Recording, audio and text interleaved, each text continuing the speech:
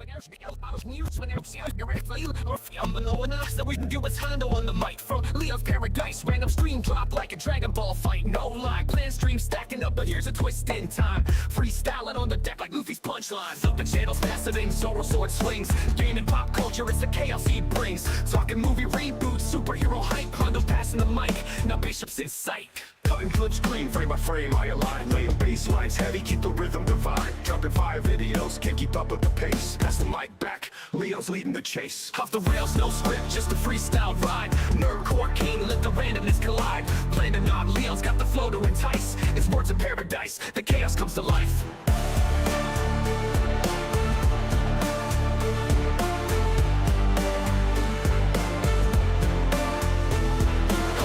No script, just a freestyle ride. Nerdcore king, let the randomness collide. Planning on Leo's got the flow to entice. It's words of paradise, the chaos comes to life.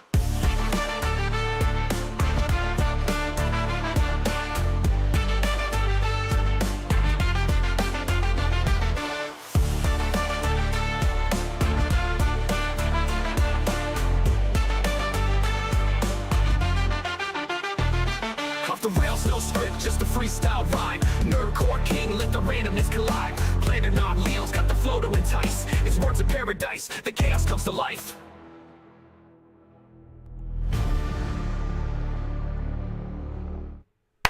What is up, you vital idols? Welcome to another lunch hour. Hope y'all got some sandwiches, something good in your bellies to hear me rant and rave, because we got some news and nerd culture. As always, it's a mix of, the good, the bad, and the ugly. The obvious one in the room that your boy cannot wait to talk about is going to be that live action Zelda casting. But there's the interesting Mortal Kombat short film as well. Y'all wanted me to watch it yesterday, but I didn't know about it until we were too close to the end of the stream, so I'm going to go in fresh, take a look at that.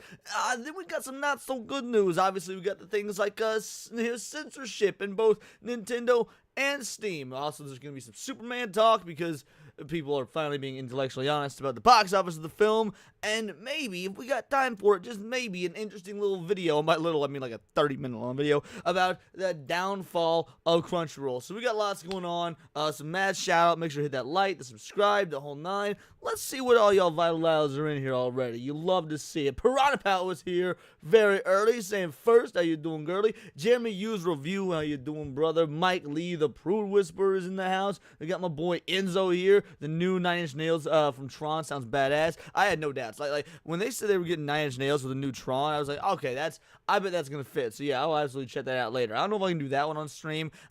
Trent Reznor sounds like the sort of dude that absolutely would copyright a small YouTuber, but whatever. I still respect the guy. I like his music. Kalika Gamer is in the house. Lilith is here. Who else we got? We got Boosh. Boosh, how you doing, Boosh? Let's see, Lunar Lucidity, how you doing, homie? Truly appreciate you showing up. Kenneth Renz Domingo in the house. The ever lovely Holler with Nads.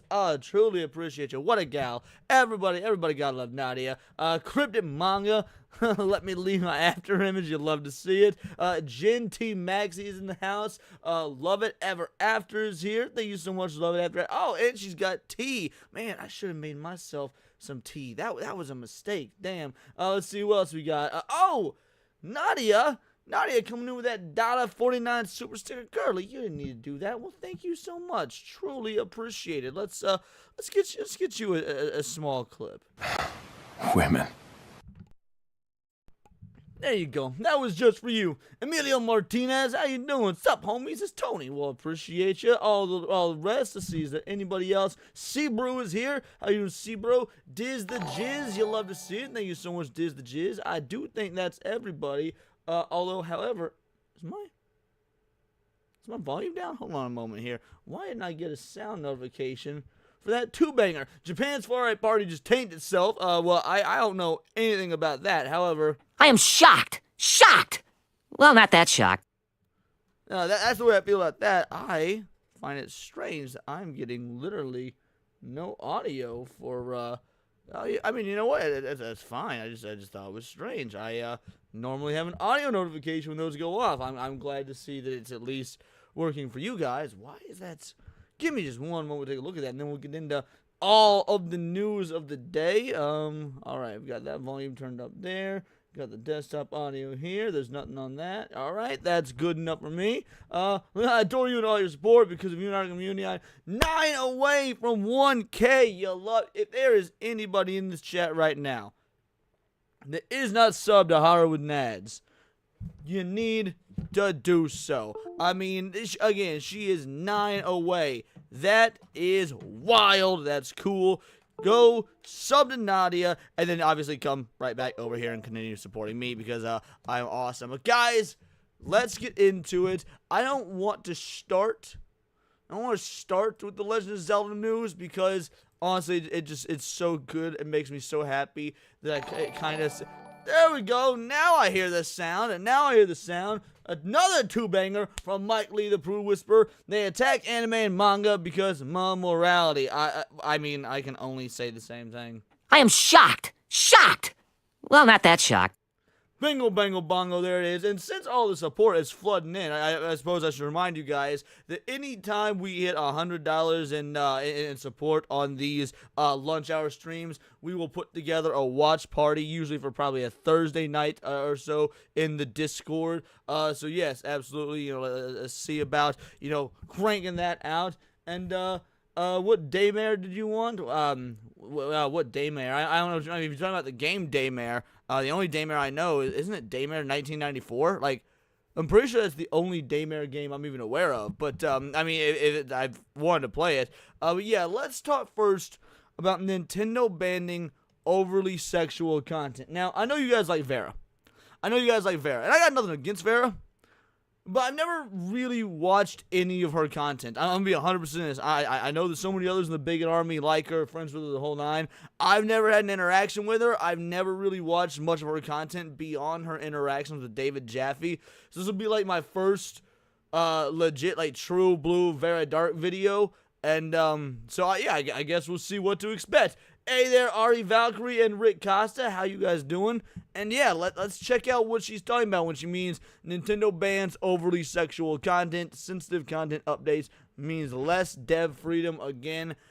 I'm not necessarily surprised by this. I'm wondering if this has anything to do with the Steam aspect, the payment processors cracking down on censorship. We saw this happen in Japan over manga. It could be completely unrelated though. So let's find out and let's see if there's any truth to what she's saying.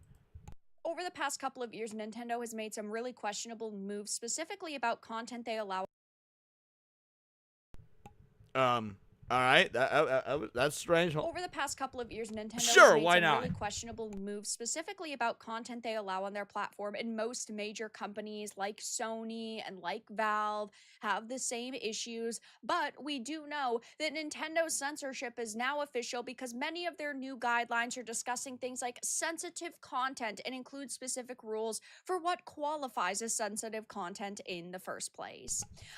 I mean, obviously, it's a longer video. She's going to go into it. We're only 24 seconds in. But I do have to, just state out the gate that Nintendo first-party development has always been incredibly, family-oriented, family-friendly. But a lot of the third-party stuff that you can get on the Switch has definitely had some sexual stuff to it. I mean, you can get full-on hentai games on the Switch. Because I remember people laughing about how funny it was that you could do that on the Switch, that you were not, like you could get some stuff on the Switch you weren't even able to get on Sony when it comes to the lewd factor. So is that what she's saying is being removed? I don't know. We'll find out. But I think there's a difference between first and third party Nintendo.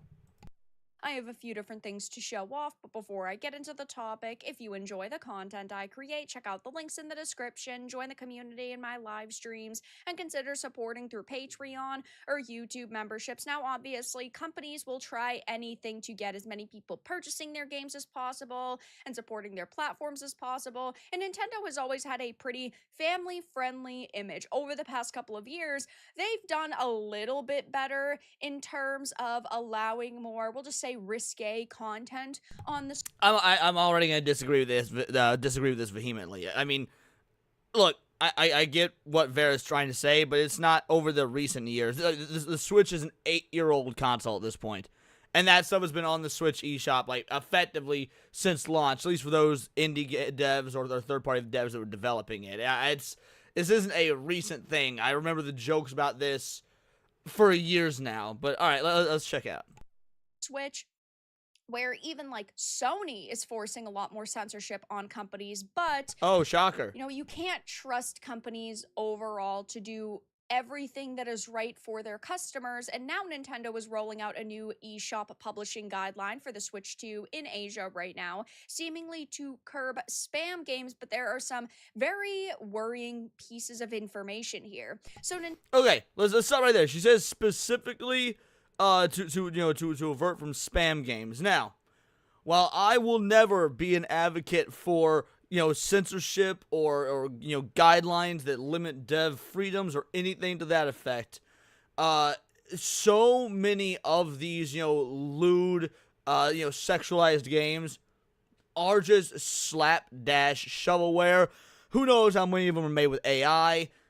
If Nintendo wants to curb that, I mean, look, I don't necessarily know if they'd be curbing it because of the sexual content or because so many of the games with sexual content are slapdash shovelware that clog up the platform. I'm curious what you guys think would be the case, whether it's they're censoring the sexual stuff because it's sexual, or are they censoring these games that have the sexual stuff because it's just having these haphazardly put together, poorly made indie games made for a quick buck for horny folk, like, because those are just bad for the platform in terms of it muddies the quality of games, not the content, but the quality of the content that's on the Switch.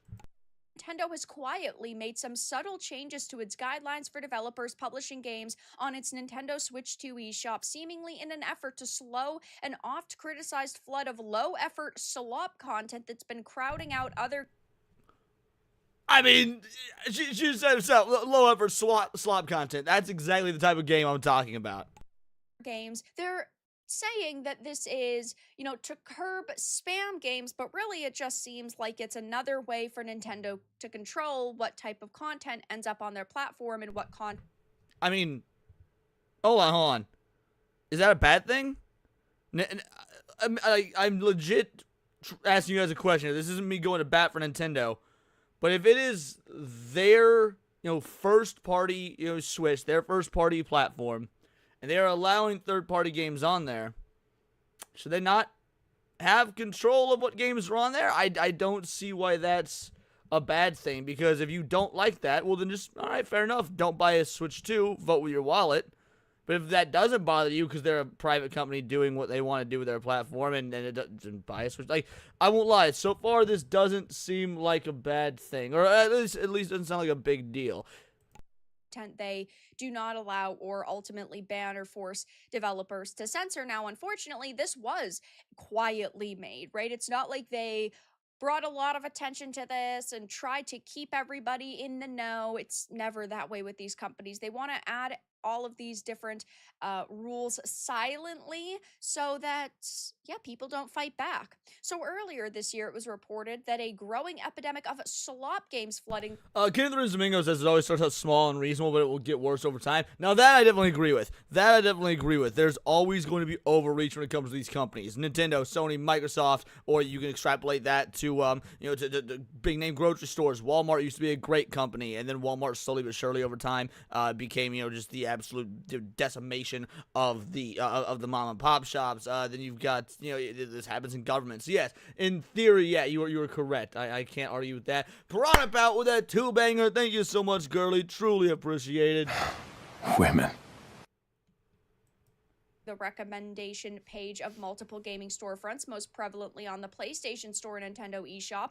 Many of these games shared a number of commonalities: obscure publishing companies with little available public information, very little game content, low quality assets, numerous bugs, inaccurate store page descriptions, and often AI generated storefront art that wasn't representative of the game itself. And sure, Again, I'm literally okay with Nintendo putting the ban hammer, putting the kibosh on all of that stuff. It's just, I'd be okay with any company doing it. I mean, again, we're going to get into the Steam stuff, for example, and Steam is now removing some of their lewd content. I find that to be far more egregious because they're not doing it of their own volition. They are kowtowing to Visa, MasterCard. They're kowtowing to the ethical and moral demands of these card payment processing companies. From what I understand, I need to look more into it, so I'm going to be doing that on stream today. But in general, I find that to be a different case than Nintendo being like, your hastily made sloppy AI games or one or two indie developer games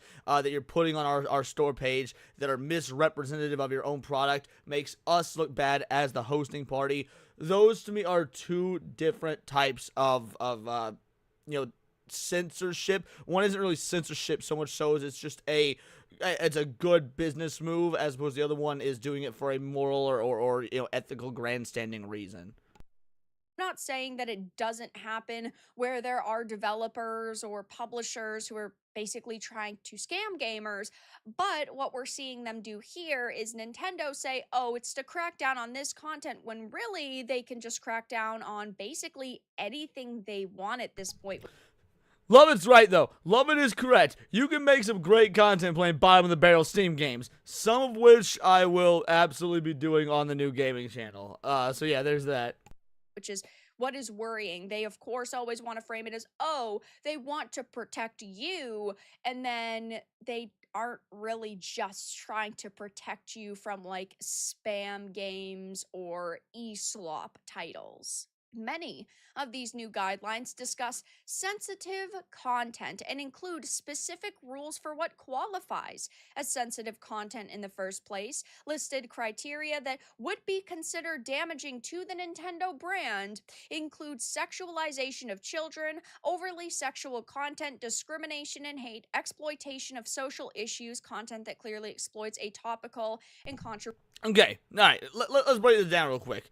Specifically, let's talk about the social aspect that she was talking about, the discrimination and hate, exploitation of social issues. There was a game that came out several years ago. I'm trying to remember the name of it. I don't recall the name of the game off the top of my head. I was actually going to do a video on games like this, but there was a game that was literally a KKK simulator, right? You go around. It's a 3-level game. It was literally made and funded by the KKK. Like, the KKK made their own game. They released it. It was 3 levels where each level you're killing a different type of minority. Level 1, you were killing black people. Level 2, you were killing brown people. And level 3, you were going after the Jews. And the final boss was like some big evil, like stand in for Netanyahu or something like that. Yeah, that game was literally made, again, by the KKK. Now, some of you might argue, hey, they should be able to put it up, and people should make their own decisions. In general, they should be able to create the game and whatnot. Absolutely. 100%. That being said, if Nintendo as the hosting company says, we don't want this on our platform, that's fine. They don't have to host it. Like, those sorts of games are 100% real. You can go to YouTube right now, and there's several different iceberg videos, 100 most messed up games ever made, or like stuff like that. So yeah, there's some certain Japanese games that are literally made for fucking kids. There's no other way to say it. They're child fucking simulators. Again, disgusting and depraved as they are. It's fake. It's a video game. People can make it, but that does not mean Nintendo or even Steam has to host those games. So, again, I, like anybody else, do think that this could 100% be taken too far. Nintendo could go 100% with overreach, and then just start banning shit willy-nilly. But in general, this is not unheard of. Like I said, go to YouTube, find most disturbing games icebergs, and you will see hundreds of the types of games I'm talking about. Controversial social issue, tragedy, or catastrophic event, instructing criminal activity, and political statements, content that overtly supports or criticizes real-life countries, organizations, or ideologies. So, guys, I guess if they ever make like a 1984 game, you're not going to be able to get that on the Nintendo Switch 2. While I completely understand... Well, no, that's not a fair comparison at all. Saying they made a 1984 game, 1984 is fiction. 1984 is fiction. A better comparison would be like if they made a 9/11 simulator, you might not be able to get it on the Switch too. And I mean, again, we can argue the debates of censorship or whatnot, but as long as the game itself isn't censored, hosting platforms can choose whether or not they want it. Like, that's like, say, getting mad at Walmart for not selling nudie mags. Look, Walmart don't need to be selling fucking nudie mags. You can go other places for that. You can't really get mad at Walmart for not selling nudie mags. That would be, in my opinion, ridiculous. And them trying to crack down on ultimately what could be deemed as illegal content like sexualization of children, right?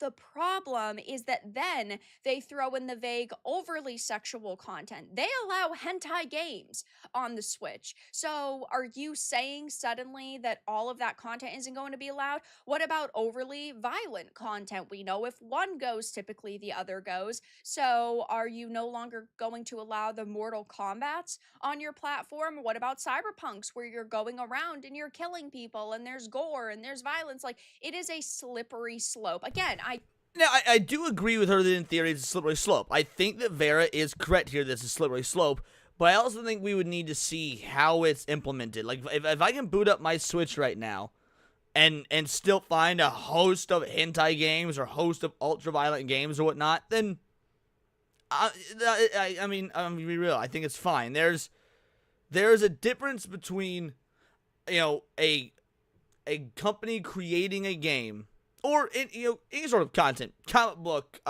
video game, movie, whatever, and then the hosting platforms. And like, you can make a really dark, fucked up, disgusting movie like a Serbian film. Just because you made that money doesn't mean that the theaters need to allow that to be in there, or that you're obligated to be picked up by New Line Cinema or Paramount or any of those companies. Like, since no one's stopping these games from being made, that's the issue I would have. If people were stopping the games from being made, that would be the problem I would have, because that means you've got some large overarching government body dictating what art can be created. However, no company is obligated to show off said art. completely understand illegal content not being allowed, like sexualization of children, if those guidelines are very clear. Because what happens if a character appears to be Right, so Shield Wall of Dragons, I 100% agree with that, and we'll get to the Steam stuff. Maybe we'll follow the Steam stuff up immediately after this, because I'm less familiar with the Steam situation than I am this Nintendo one, but they do go hand in hand. But I think Shield Wall of Dragons is entirely correct. Steam should be the one dictating what they sell, not the card companies. That's what makes this situation with Steam and Nintendo different. Nintendo doesn't have an overarching body telling them, remove this content. They're doing it of their own volition. Steam, on the other hand, does. Steam is being told by the card companies, don't allow this, and Steam's like, well, we'll comply. Two different situations. I completely agree.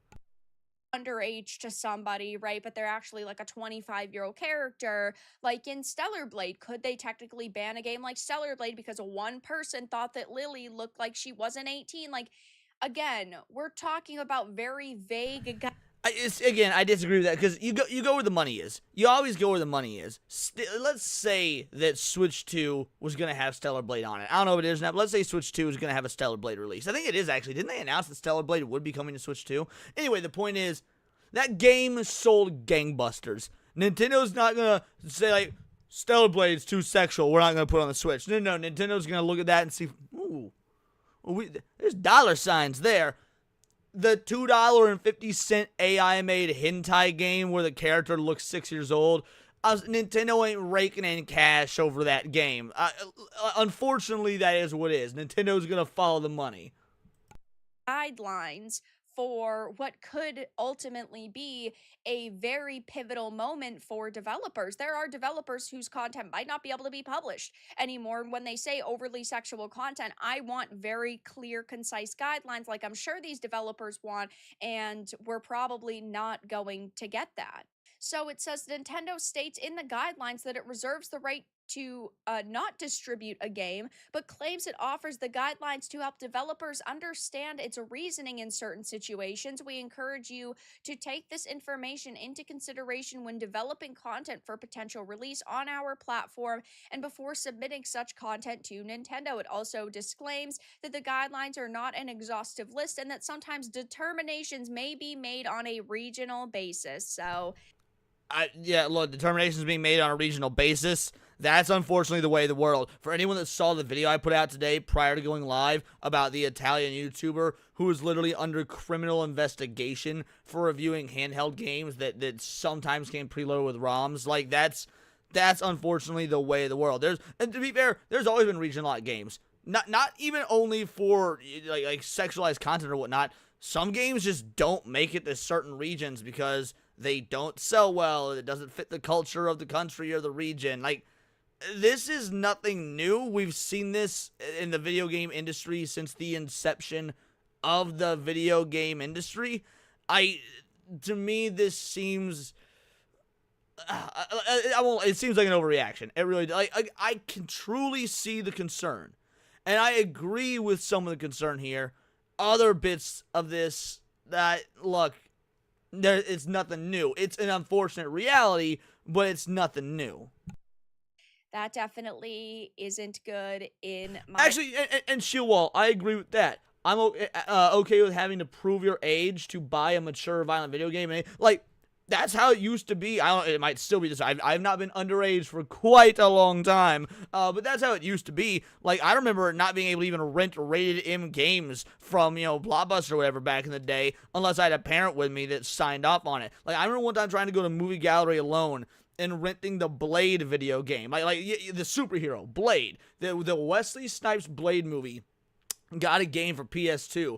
I remember trying to rent that game, and since my dad wasn't with me, they said no. Like, I wasn't allowed to rent the game. It's a fucking Marvel superhero game, but because it was rated M, I was not allowed to rate it. I'm sure back in the day, I've heard stories Walmart was the same. You couldn't buy rated M games unless you had a parent there with you. So, like, Crypto Manga, I would just have an older sibling get it for me. Well, unfortunately, I'm the oldest of my siblings. But the fact of the matter is, yeah, that is a better option. That's the way things used to be. And maybe they are still that way. I'm not sure.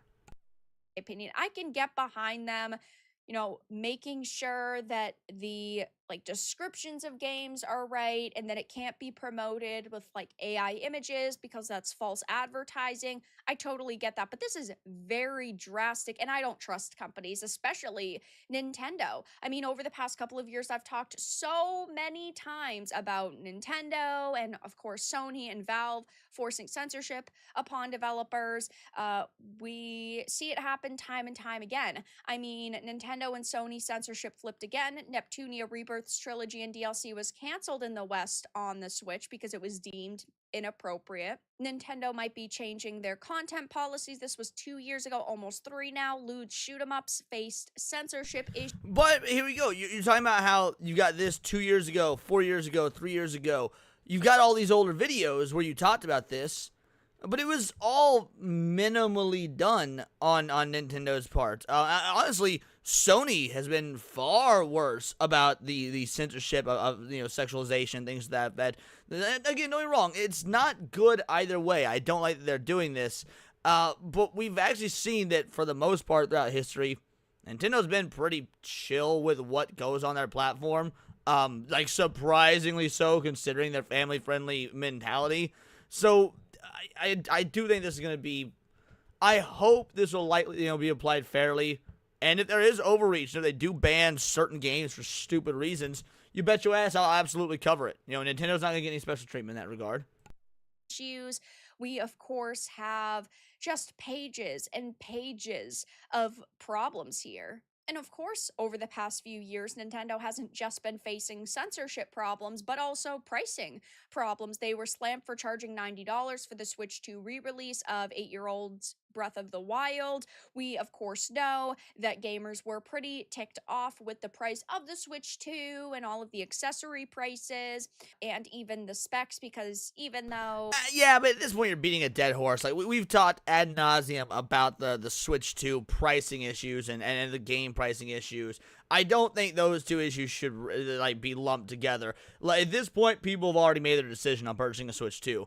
Either you're a big enough Nintendo fan, you're going to do it anyway, or you haven't bought one, and you're not going to buy one either at all, or until you see price changes or whatnot. Like, to lump that controversy in with this, when I think they're two totally different things, is, to me, that's a bit disingenuous. It's a new console. It's still hardware that's 5 years outdated. Nintendo has ticked people off with the Pocket Pair lawsuit. People have just been furious that they won't allow another game that is similar to Pokemon to exist. So we're That's just a talking far about bigger issue a than this bunch of pricing different for the things. Switch, Listen, in my opinion. I want Nintendo to be releasing good content. I love the Switch. I love a lot of Nintendo's games, but unfortunately, you can't just trust them to go after the illegal content or just the scam content. They've worded this in a way that gives them complete and utter control, and a lot of people are now calling them out for this. Nintendo. Now, at the end of the day, we'll need to see what games get the ban hammer brought down on them. We do. Like, if Nintendo allows, Stellar Blade or something, puts the kibosh on the $2.50 lolly sex simulator, like, one of those things is not like the other. So we will actually have to wait until certain companies come out and say, Nintendo blocked our game from being on the Switch too. And then we'll have to look at the content of what's in that game, how they were trying to sell it. This is very much going to be a case-by-case basis sort of thing. Nintendo fans get what they deserve. The way this is worded is almost like it's coming out of the mouth of a credit card processor. Makes you wonder. There are many reasons I gave up on consoles. This is one of them. I already said I wasn't interested in Nintendo. You don't have to sell it to me. Yeah, we don't need our kids seeing a bunch of perverted games in the eShop, but it's not just kids that use the Switch, and you can parental lock your console. And either way, kids probably shouldn't just have like straight up access to the eShop so they can spend money on your credit card. Yikes, what a sad time. She's right there. And nothing has changed since the NES days, apart from allowing violence and blood. Sad day for Pyra and Mithra. So they are facing a heck of a lot of backlash over this. Of course, I will be keeping my eye on the situation to see if they issue sort of any clarification. But while I do agree that they should potentially crack down on... Yeah, I think you're entirely correct, Kalika Gamer. It was absolutely probably like games like Rape Simulator, 100%. As for the silly film reviewer, I disagree. I don't think lollicons need to be in jail. I do not agree with the idea of punishing people for thought crimes. I think it's gross and weird and fucked up. Absolutely, but they're drawings and they're anime characters. I can never get behind punishing people for thought crimes. On straight up falsely advertised products that use AI images and fake descriptions, and then you buy it and it's a complete and utter scam. I don't agree that they should be cracking down on what they're deeming sensitive content, which really just falls under anything they want to slap the sensitive content label on. So I'll be keeping my eye on this. But why shouldn't they be cracking down on that? It's their company. They like again. Would you have this same outrage if Walmart said, we're not going to sell nudie mags anymore? Which, again, Walmart doesn't do. But let's say hypothetically at one point they did, and they said, we're not going to anymore.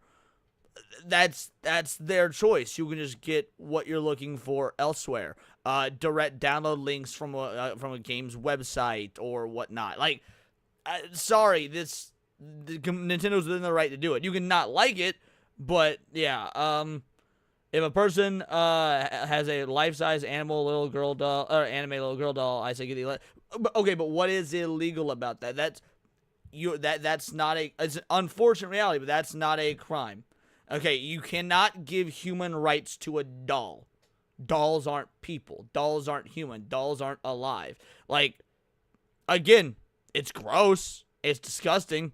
People definitely need to be fucking watched, but that's absolute. It's not CP by definition. In fact, the Supreme Court ruled it was not. I mean, you can dislike it, but you are asking for government overreach. What you are asking for right now, and it's weird that this is the debate that came up when talking about Nintendo censorship. Like, it's kind of weird that that's where your brain's at, but that's neither here nor there. The fact of the matter is, it's not, because dolls aren't. It's not sentient. It's not real. You're asking for the government to monitor what this person is doing with this. That's fucked up. I'm sorry. Government overreach and government monitoring is way more of an issue than some fucking wackadoo with a doll in his house. Bush McFadden, correct. Tobacco isn't illegal. Tobacco is not illegal. Places can choose whether or not they want to sell tobacco. But for now, that's all that I really had to discuss in this video. Let everyone know your thoughts in the comments below. If you enjoyed this, give it a like, and if you didn't, give it a dislike. I appreciate your support either way, but I'll talk to you all again in the next video really soon. Alright, so yeah, that was interesting. That was, about the sort of take I assumed she would have. Like I said, I didn't know what she would say, but yeah, look, I've been anti-censorship since the beginning of this channel. I am still anti-censorship, but censorship implies that XYZ can't be made. That XYZ, it's now illegal. There's some sort of overarching company or governing body keeping you from doing it.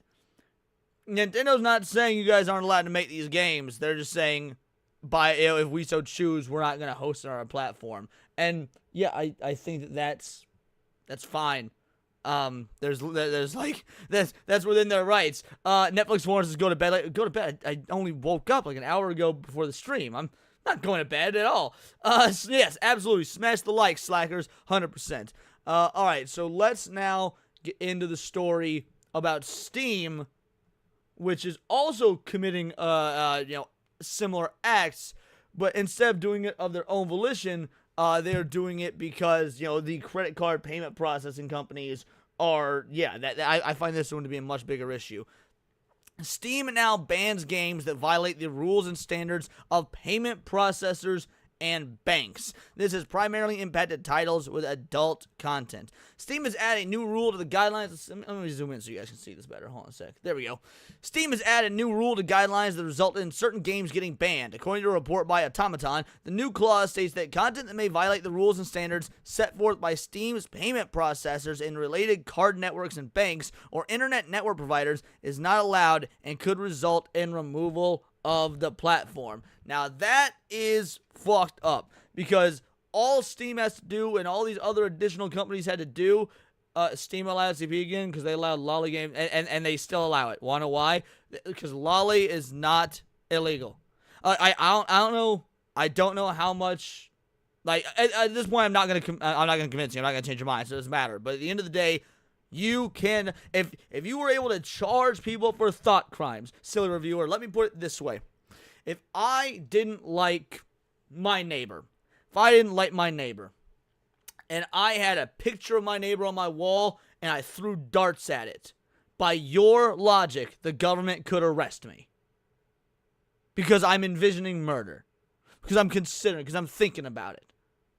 And now I've set up this picture on my wall and thrown darts at it. Oh, that's good enough. No crime was committed. What you are asking for is literally the exact same, but you can justify it because, think of the children. But at the end of the day, unless a crime is committed, then no, there should be no. Again, you're wanting the government to basically force behavior. That's disgusting. What ISP is complaining, so I know where any, probably several of them. Anyway, back to the Steam stuff, which is far more important. Yes, all it takes is Steam, and these manga companies. This has actually been an issue for a solid 2 years or so now. I think I did a video on this, like 2 years or more away, 2 years or more ago, about a manga company that had all their information, like all of their manga taken off. They had the whole website shut down because of these payment processing companies saying, you allow lewd manga, so we're not going to even support you anymore. If enough of these companies stand up and say, fuck you, or start going with alternative methods, these guys would have no power. But they're never going to do that because it's more difficult. It's not as easy. We are members and therefore own them, so BlackRock and others can't hijack credit union payment processor. I'm telling you the solution, Leon. Well, then send a super chat, because I can't be paying attention to the chat all the time while I got this to go through. We need credit unions to create alternative payment methods to combat this. Yes, I do agree with that sentiment, though. I do agree with that. Credit unions are where it's at. Netflix. Yeah, I agree with that sentiment 100%, though. In other words, if credit card companies get mad about something, they could actually have the power to ban a game. This clause goes to say that it will affect certain kinds of adult-only content. That this has likely already resulted in many games being pulled off the platform. Has it resulted in many games being pulled off the platform? I'm not sure. I haven't looked into that, but it's entirely possible. And again, just like Nintendo, Steam does have the rights to which games they want on their platform. The reason there's a difference between Nintendo and Steam is that Steam is not doing this of their own volition. Steam is doing this to bow and kowtow to a third party. The vast majority of these titles have obvious sexual themes, and many have the word incest in the title. Steam database doesn't give a reason for the removals, but the timing does match up. And maybe Nintendo is in the same boat, and Nintendo just didn't say so. And if that's the case, if that's what comes to light, I will give the exact same opinion of Nintendo that I have of Steam right now.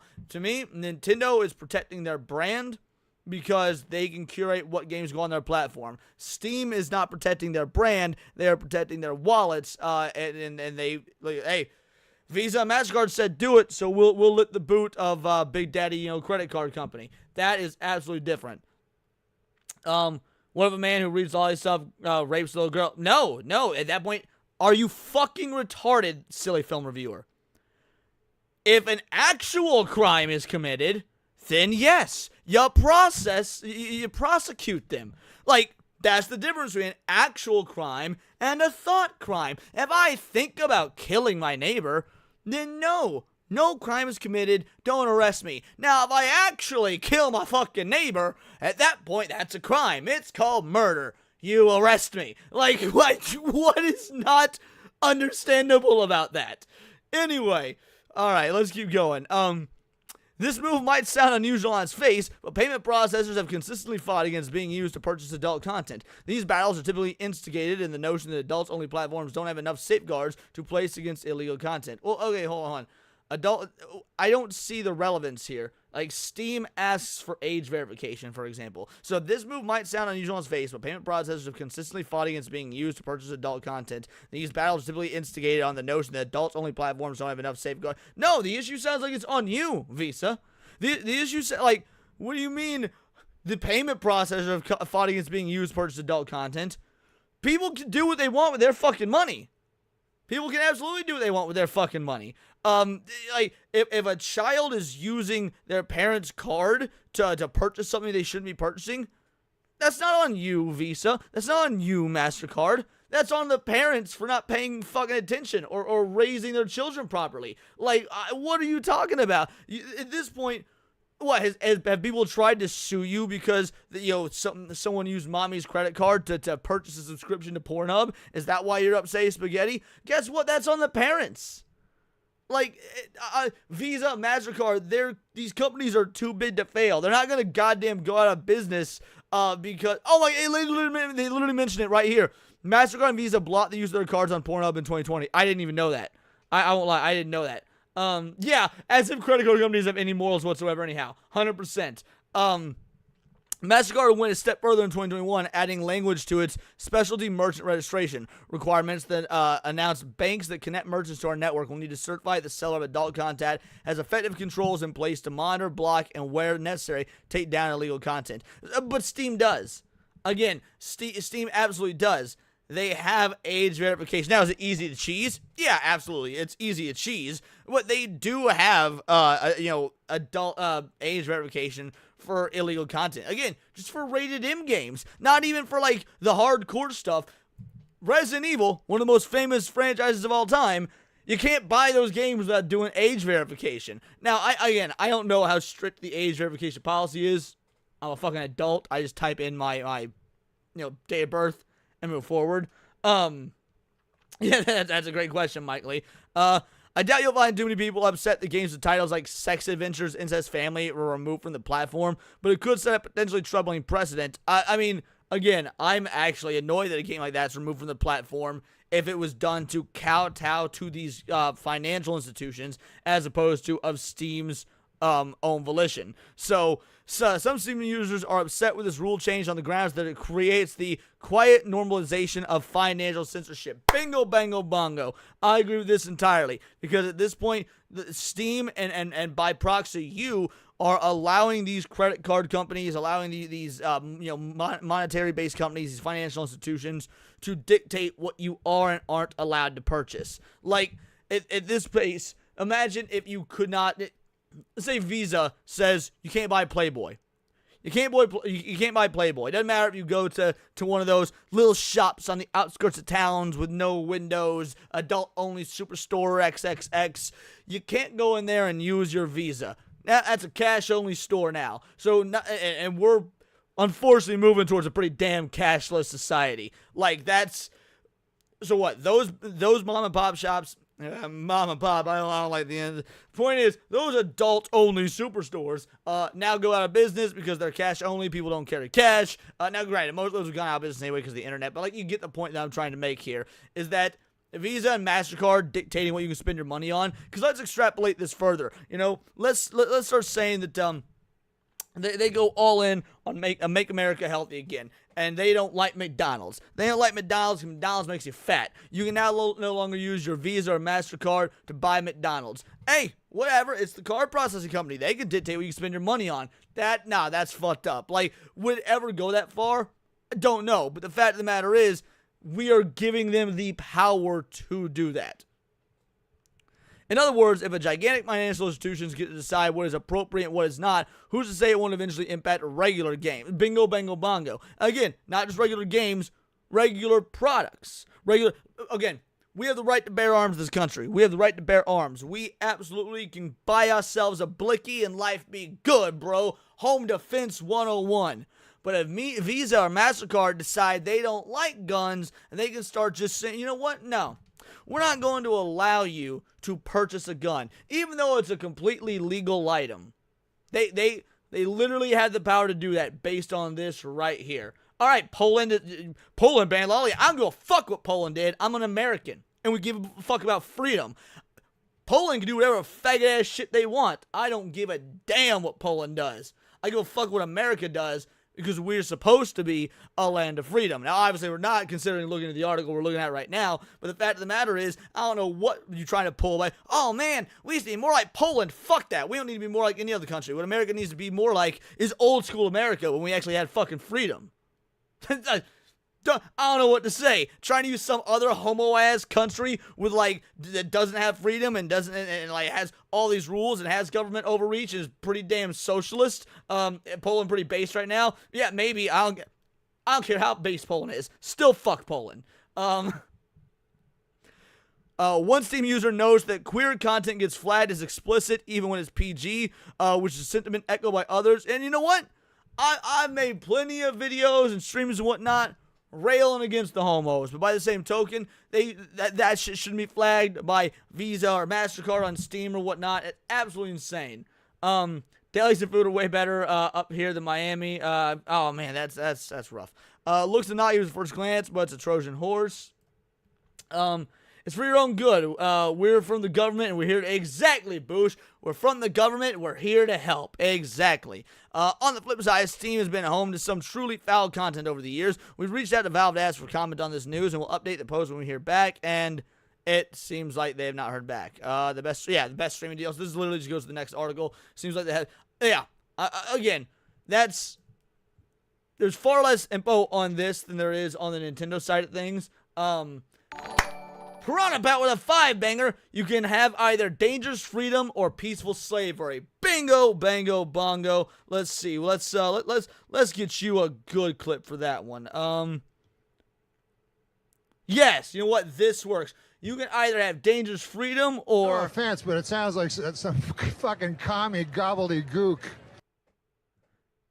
And that's what it is. Dangerous freedom or peaceful slavery. And I will take dangerous freedom any day of the week over peaceful slavery. 100%. Like, this goes beyond just not being able to buy the games you want to buy or whatnot. Because if these payment processing companies have full control over your purchasing habits, over what you want to spend your money on, who's to say that thing they disagree with now can't be bought? If I want to go to Academy Sports and buy a shotgun, but they say we don't do, we as a payment processor, Visa, MasterCard, do not allow for the purchase of weapons, then you're just shit out of luck.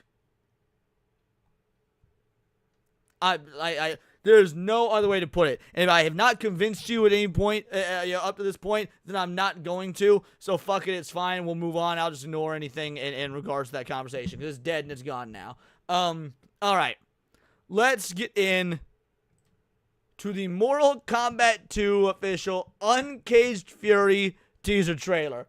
I've heard this is pretty damn good, but I've not seen it yet. It's 59 seconds. Let's go. From New Line Cinema. YouTube, what are you doing? It's gonna restart again, just like it did a minute ago on Vera's stream. What the fuck is YouTube doing today, dude? The studio that brought you Cool Hand Cage, Hard to Cage, and Rebel Without a Cage comes Uncaged Fury. Starring Johnny Cage. Guys, I'll be real.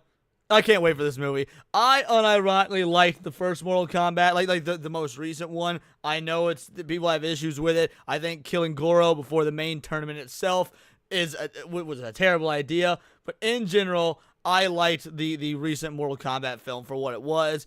I think it's going to be even better. Carl Urban's Johnny Cage, I think is fantastic casting. Let's go. Showtime.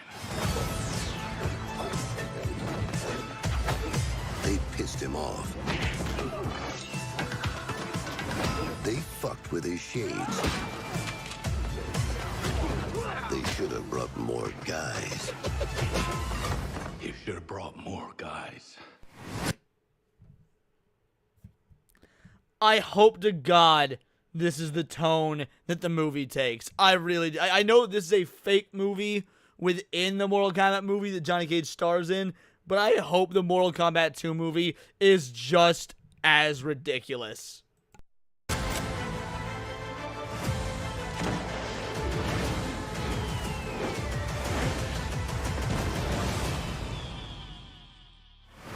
Uncaged Fury. Coming to a theater near you this October. Yep, you guys asking for me to react to that yesterday weren't wrong. That was pretty good. That was pretty good. Yes, I would also watch this fake movie. I 100% would watch that fake movie without a doubt. Cryptic manga for a 5-banger. Get Johnny Cage new agent. Mortal Kombat 2 trailers out. Shut up, bitch! There you go. Nah, that shit looked great. That shit looked good. That was fun. That was awesome. Alright, let's see. Yes, let's talk about this next, and then we'll get to... You know what? Actually, let's talk about this. Let's talk about this right here. From Pink News, you know, a super fucking gay website. Like, all about gay this, gay that, gay news. They're upsetting spaghetti that even more actors aren't throwing a fit about J.K. Rowling and her trans views when it comes to the new Harry Potter show. Harry Potter star Catherine Parkinson refuses to add to the debate about J.K. Rowling's trans views. Sounds to me like this actress got a good head on her shoulders. Sounds to me like this actress knows, you know what?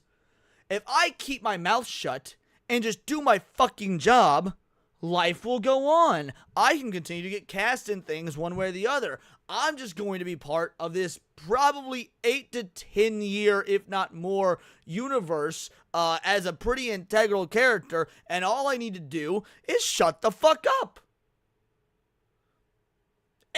That's simple. Hey, catch you later, love it. Appreciate you. Alright, let's read through here. Catherine Parkinson, who will star in HBO's new Harry Potter TV reboot, has refused to be drawn into the debate about J.K. Rowling's views on trans people. Last month it was announced that Parkinson would star in the new Harry Potter series as Ron Weasley's sharp-tongued mother, Molly Weasley. And to be fair, I kind of see the vision. It's going to be real hard to top the gal that played Molly Weasley in the books because she was perfect. She was spot on. That being said, I see the vision. Like, I want to see how this gal acts. But I get Molly Weasley from that. I can understand why she got cast. Many fans of the actress voiced their disappointment at her involvement due to Harry Potter author J.K. Rowling being shown. Oh, shut the fuck. First of all, she's known for the IT crowd. That's it. That's the one thing this gal's known for is the IT crowd. I doubt she has many fans. I doubt even less we're throwing a bitch fit over her being cast in the show. Wanna why? Because the creator of the IT crowd has been critical of all this trans agenda bullshit. So don't even front. This is this is a lie. Like, Pink News just out here lying. Are there some? I'm sure there were posts on X that were salty and upset spaghetti, but no, nothing major. Rowling frequently expressed her gender-critical, you don't even know who she is? Yeah, exactly. Rowling frequently expresses her gender-critical views on the trans community online and has been widely criticized by celebrities, including Pedro Pascal. Oh, man. Oh, shit. Pedro Pascal criticized J.K. Rowling. Let's shut the whole ass Harry Potter production down. Remember, guys, Daddy Pedro is our boss. We must bow and kowtow and agree with everything that douche canoe says. Stephen Fry and Margaret Atwood as well. Who the fuck are those? Who the fuck is Stephen Fry and Margaret Atwood? I don't even know who those people are, nor do I give a shit. I don't care about J.K. Rowling, by the way, to be fair. J.K. Rowling is just like the rest of those lefties. Like, J.K. Rowling, she is a hardcore lefty. The only difference is she's like on the out group with this one issue, and because of that, they treat her like she's some sort of right-wing zealot. Yeah, no, dude, like, J.K. Rowling is still super pro censorship, still super pro, big government, like, all this shit. Oh my god, this is amazing. Oh man, but hey, celebrities have been critical of her because we need to agree and listen to these dipshit celebrities who literally exist just to read lines off paper for our entertainment. However, Parkinson doesn't wish to add her name to the list of those who have denounced Rowling's views about trans people. I don't want to add to that debate at all, Parkinson recently told Radio Times when questioned on whether Rowling's views gave her pause before she joined Harry Potter. I'm just delighted to be joining the magical world of Harry Potter. That is the correct answer. That is the correct answer. Anytime one of these douchey legacy media sites asks you about J.K. Rowling's views, you just say, look, Harry Potter's a worldwide phenomenon. It's shaped a generation. Can't wait to be a part of it. That's literally, that's all you say. Beyond that, you shut up. Also, why are these outlets still asking about the J.K. Rowling shit? Like, the show's going forward. She's an executive producer. The show's going forward. No amount of these news outlets asking the people that are going to be in this, how do you feel about J.K. Rowling hating trannies? That's not going to get them to quit the show. They're not going to give up those millions of fucking dollars. They've signed contracts. That's not going to get the show to stop. It's already in production. Again, millions have been spent on this. It doesn't even matter. But they want to sow division. They're going to keep asking about this. They're going to keep bringing it up because they want to sow division. They have an agenda, and they need to make sure that agenda is forced. Especially because now that agenda is on the downswing. People are as anti-trans now as they've probably ever been because of how hard and how fast it was pushed. Giggity, pause. And now people are turning against it. Even the celebrities are turning against it. Or at the very least, they're keeping their fucking mouth shut. And that's like excellent wordage by this gal right here. For some members of the trans and wider LGBT community, Parkinson has already added to the debate by taking the role. And that's why y'all have mental illnesses. Oh, because she's in this TV show about a magical boy going to a magical school, she's added to the trans debate. Do you realize how fucking insane you sound? Like, yeah, this is why it's a mental illness. Taking a fucking role in a TV show is not adding yourself to the debate. It's doing your fucking job. Earlier this year, Rowling announced she had launched J.K. Rowling's Women's Fund, an organization set up by authors to support individuals, organizations, or groups who are fighting to retain women's sex-based rights, including in workplaces and protecting female spaces. Based. Good on you, Rowling. Good on you. Truly appreciated. Hopefully this actually, it works out. I don't know the specifics of it, but whatever. It's a good thing in theory. I'm not a woman, so it doesn't really fucking matter to me. Rowling will fund the organization with her own money, likely via profit raised through products such as Harry Potter. Even better. Even better. All the cash flow, all the money that comes in from The Boy Who Lived will now be sent so that real women can live. I can kind of dig it. Back in April, Rowling celebrated a decision by the UK Supreme Court, which ruled that the terms sex and woman in the Equality Act of 2010 refers to biological sex and biological woman, thus excluding trans women. As it should. That's a dub. Celebrate that. Good on you, JK. Good on you. You love to see it. And good on you, the UK, for that. Y'all got a lot of problems right now, namely of the, we like to put on vests and run into buildings and blow ourselves up variety. That's a problem that needs addressed. But at least maybe you're making strides here. Like, have you noticed that even in woke far left UK, They agree with biological sex at this point because of the Equality Act of 2010. Like, if even woke UK agrees with that, maybe, just maybe, your movement has lost any and all steam, and these dumbass journalists should stop giving a fuck about asking actors, how can you side with J.K. Rowling? When in all reality, you're just in a fucking TV show. Alright, where are we at? In its response to UK's equality watchdog, the Equality and Human Rights Commission, EHRC, issued interim guidance which stated that transgender men and women should be banned from single-sex facilities, plus in certain circumstances, facilities that match their biological sex. You'd love to see it. But let's get back to the Harry Potter stuff. Parkinson rose to fame as the star of the IT Crowd. Hate that movie, or show, written by Graham Lennon, who has also become a vocal opponent of trans rights in recent years. Based. Maybe I should give the IT Crowd another shot. Other stars of the Harry Potter TV series have offered fuller responses to the controversy surrounding Rowling's views.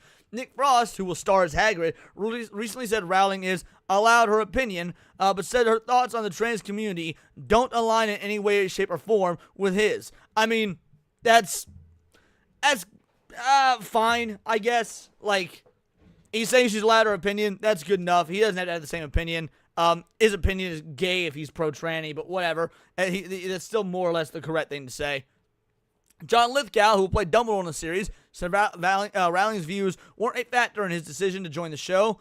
I thought, why is this a factor at all? I wonder how J.K. Rowling has absorbed it. I suppose at a certain point I'll meet her, and I'm curious to talk to her. I think John Lithgow had the best statement of any of these when I read. Like, I remember covering John Lithgow's statements either in a video or a different stream or something, and yeah, I think he absolutely had the best sentiment following this stuff. And then yeah, we have Papa Sidhu biting the hand that feeds. The guy that's playing Snape, Black Snape, signed an open letter pledging solidarity with the trans community. Hey, let me be in this new Harry Potter show created by J.K. Rowling by signing an open letter against J.K. Rowling. What a fucking loser. But yeah, that's the Harry Potter news. I think it's pretty great. I think it's pretty based. This woman's like, I'm not gonna talk about it. I'm just gonna shut the fuck up and do my job. That's how it should be done. You'll love to see it. Yes, shut the fuck up. Do your job. That's all anybody is asking for. Maybe it'll be good, maybe it'll be bad, but at least we can talk about it on its own merits instead of having to add some sort of political debate to the upcoming Harry Potter show. Based. Alright, this one right here. Superman. Superman a win for DC Studios or another superhero movie that's underperformed. Look, I've made it clear I liked this movie. But we're gonna have to talk about it with some sense of ethics here. Ethics. No, we're gonna have to be fucking genuine. We're gonna have to be honest. I do not think this movie is doing well. I do not think this movie will do well. In fact, let's take a look at the numbers. One sec. Let's take a look at the numbers and see where Superman is sitting. Today is Thursday. It might get a bump over the upcoming weekend, but let's see where Superman is sitting to make sure that the numbers reported in this article are accurate. Yeah, I think you may have ran that Pollock off, Mike Lee, the Prue Whisperer. Oh well, who needs him? All right. Superman is sitting at. Oh wow, it really hasn't gone up almost at all from Monday. I mean, I get it's the weekdays, but it's summer. You got international box office. It's only gone up by like 40 million in the last 3 days. Yeah, guys, this isn't looking good. It definitely isn't looking good. So, is Superman a win for DC Studios or another superhero movie that's underperformed? Superman is now playing in theaters, and as the DCU reboot heads to the second weekend, all eyes are on whether they're going to hold up well enough to eventually be deemed a box office hit.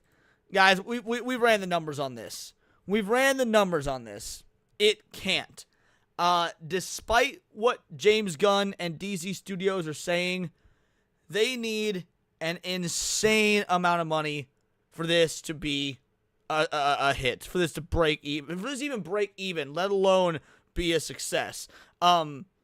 If the rumors were true, and James Gunn's saying they're not, but we have literal like tax form filings showing otherwise, that this film was between 3 and 500 million if you account for marketing. About 300 to 360 million in production, and then they're claiming the marketing was 100 million.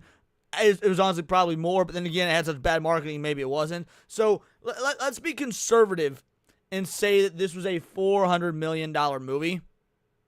Like, when you also account for the budget.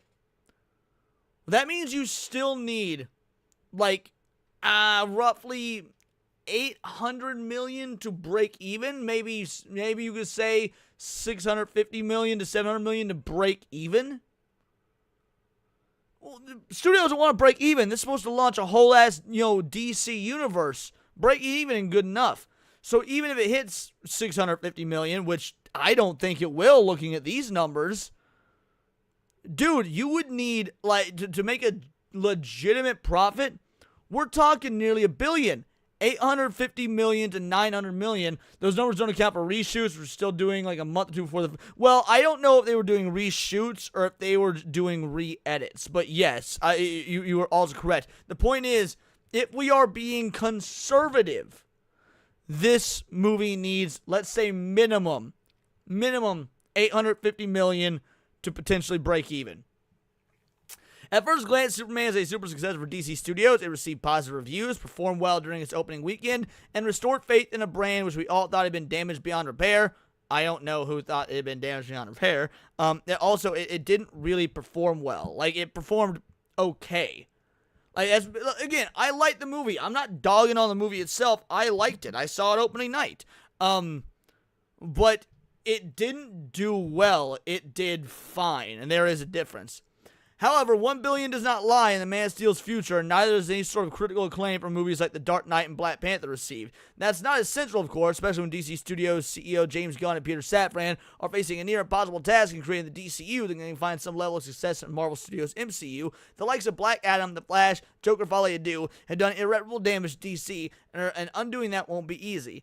In this feature, we're taking a closer look at the Superman to figure out whether it's a strong start to the DC Studios needed or just another superhero movie struggling to recapture the success of past efforts in this so-called. So we're going to go through all this. The reviews, just shy of 400 reviews. Superman is certified fresh with an 8.3. The majority of critics clearly like the movie, but it's reporting out that it isn't even the best reviewed comic book adaptation 2025. That's Thunderbolts. All right, fair.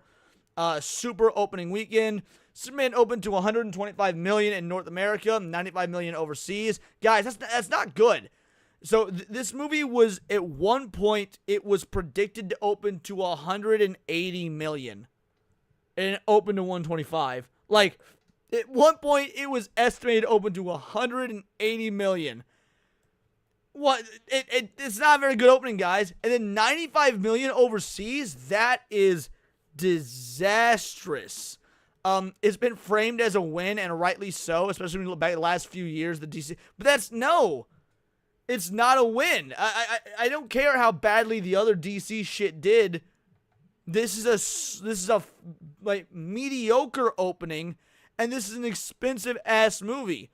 In the grand scheme of opening weekends, though, it's a good start, but not great. It was opening the same ballpark as the Batman, but Deadpool Wolverine made almost $100 million more in just North America. Just North America. Like, almost $100 million more in opening weekend in just North America. Yeah, Akuma Productions, how can this be? James Gunn cooked. Again, I liked the film. It's liking something fine and it being a success are definitely different things. This is coming out the back of a pretty bad run for Marvel Studios. So it's not like the MCU had a huge advantage over the reboot starring the world's most regular. Well, I mean, it did have a huge advantage. Deadpool is not the same as the MCU at large. This was a Fox holdover. Superman appears to be holding up well, but with combined production and marketing budget of roughly $350 million. Again, if we're being conservative, sure. Breaking even could be a big ass of the movie. How much that matters to Warner Bros. Discovery executives remain to be seen, but they want to see profit soon. General audience reaction. Superman has been awarded an A- cinema score as 93% of the audience generated popcorn meters. That suggests people enjoyed the movie. Word of mouth also appears strong, which is likely why it landed the biggest Tuesday of 2025 this week. Word of mouth has been relatively strong. I agree. But is that going to carry it into week 2? Well, Killer Games Cast, that's never said in the movie. The Truth, Justice, The Human Way, that's never said in the movie. Leon, why are you still talking about this article? It's been out for 2 hours. That's good. Yeah, no, like, all the people that were calling, like, the movie woke and this thing, like, they're taking the American out of it, like, none of that was in the movie. That was James Gunn and idiots like him and idiots online opening their mouths. As for the movie itself, it's fine, it's harmless, it's inoffensive. I don't think there should be any culture war nonsense around this movie, left or right. And in fact, I did a video on that. Y'all should watch it. It's a couple days old by this point. But, yeah, the culture war nonsense around this movie, it's non-existent. I'm more, curious about the actual box office and the genuine reception that people have for the film. Gunn has delivered a movie that's crowd-pleasing, a heartwarming fare. It doesn't break the mold in terms of superhero storytelling, but it does successfully reintroduce the world to a hero often written off as outdated. Gunn pulled a Rachel Zegler and was a retard 2 days. Yes, exactly. What Gunn said was far worse than anything that was actually in the movie. Brad says you see a Sunday. Yeah, I hope you do. I truly do. Like, I do recommend this movie to people. I'm not joking. Like, I've talked about it in other streams. I do recommend this movie to people because it is fine. It's good enough. It's fun. It's enjoyable. There's issues. There's actually a lot of issues, like with any movie. But yeah, I think that it is a fun, happy, wholesome family popcorn film. And sometimes that's all you need. How much do non-comic book fans care about the Justice Gang? That'll be the test. We wait and see whether they choose to follow them to the likes of Peacemaker Season 2 and Lanterns. What's next for DC? I don't care. The new norm for superhero movies? I don't care. Point is, this doesn't actually break down what I thought it would. Probably should have pre-screened this article. But is it a win for DC Studios? I would say no. Honestly, I'm going to say no. This movie, look, Superman is, I mean, maybe it's a win, but it's not the win they needed it to be. That's the more important way to put it. Even if this is a win, it's not the win they needed it to be. And that is unfortunate because I actually am a massive Superman fan. I was really looking forward to this. And again, I like the movie. I'm happy with what I got. But I do not care about the DCU. I don't care about the DCU at all. I will not be watching anything else in the DCU unless I, need to. Alright. Let's talk about the whole reason we're doing this stream. Well, not the whole reason. We do daily streams every day now. But the biggest, in my opinion, story of this stream, guys, it happened. It finally happened, baby. I have been waiting for this. I have been a shill for the idea of live-action Zelda. I've been wanting live-action Zelda. I've been all in on live-action Zelda. And holy shit, we got the casting. Legend of Zelda live-action movie cast Bo Braggerson and Benjamin Evan Ainsworth as Zelda and Link. Let's go, baby! These look fantastic. These two look so good for the role. I'm all in. I cannot wait.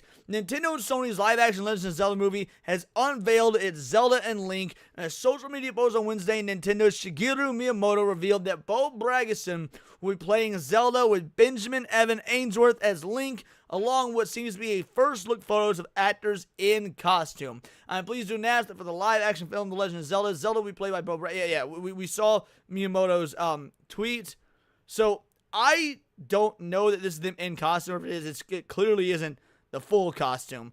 I doubt this is Link's final look. He doesn't even have the green hat. But maybe this is one of his, like, in a lot of games, Link doesn't start off in the green tunic. All right, Zax, I see what you're doing.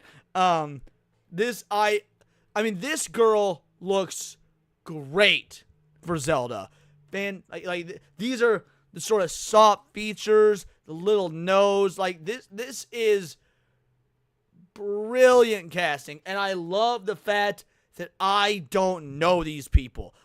So I will not be seeing them as actors. I'll be seeing Link and Zelda, assuming they do their job properly. Link's eyes here are these are the eyes of Link. Why need a live-action Zelda when Nintendo breaks Switch? That's completely irrelevant, Akuma. That literally is irrelevant to this. English actor Bragson is known for roles in the BBC One series 3. I've never seen this. I don't know about you guys. I've never seen that or The Jetty. As well as Disney's Renegade. I've never heard anything these people are in. I've never heard of anything these people are in. That's good. That's awesome. I don't know these actors. Last year, she starred in Eurolin's vampire comedy film, The Radleys. Never heard of it. Never heard of it.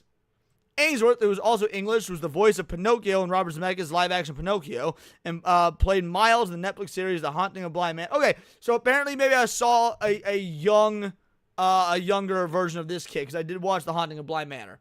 Fair enough. I did watch The Haunting of Bly Manor. So but not enough to remember the kid that plays Link. So, he also stars in the Canadian gross comedy series Son of a Critch, and appeared in an episode of Netflix The Sandman. I refused to watch Sandman, so again, didn't know that. The Legend of Zelda is scheduled to debut in theaters May 27, 2027. We are so close yet so far. Last month, the film was moved from its original March 2027 date for production reasons, Miyamoto said at the time. The live-action adaptation of the beloved video game is being directed by the Maze Runner and Kingdom of Planet of the Apes Helmer West Ball. We know all that. All right, so the rest of this, the point is, these are great castings. Absolutely fantastic castings. From a visual perspective. Now, obviously, we're going to need to see how they actually act. Now, here's the crux of this. Here's the big deal. I do not want to see an adaptation of an existing Zelda game. I don't. I don't want to see a Tears of the Kingdom adaptation. I don't want to see an Ocarina of Time adaptation. I don't want to see a Four Swords Adventure adaptation. I don't want to see a Link to the Past. I want an original story. Because Zelda games, while they exist in a timeline, are mostly standalone titles. You could do your own standalone story within the Zelda mythos that not be an adaptation of one of the games that you will get information wrong and you will get settings wrong and you'll get scenes wrong. Don't do that. I think he will have blonde hair, Kalika Gamer, but if he doesn't have blonde hair, to be fair, several iterations of Link do have brown hair. Link is not always blonde. Link is 100% had brown hair multiple times in other iterations of the character. So, back to what I was saying. Give us an original story. And now, let's look at Nintendo Soup. I wasn't going to bring this up. Yes, I would love to see an Easter egg where Link throws a pot. Absolutely. Angry fans tweet #NotMyZelda after the Zelda lead was revealed for the Legend of Zelda movie. Now, guys, I'm going to be real. I'm covering this for the lulz.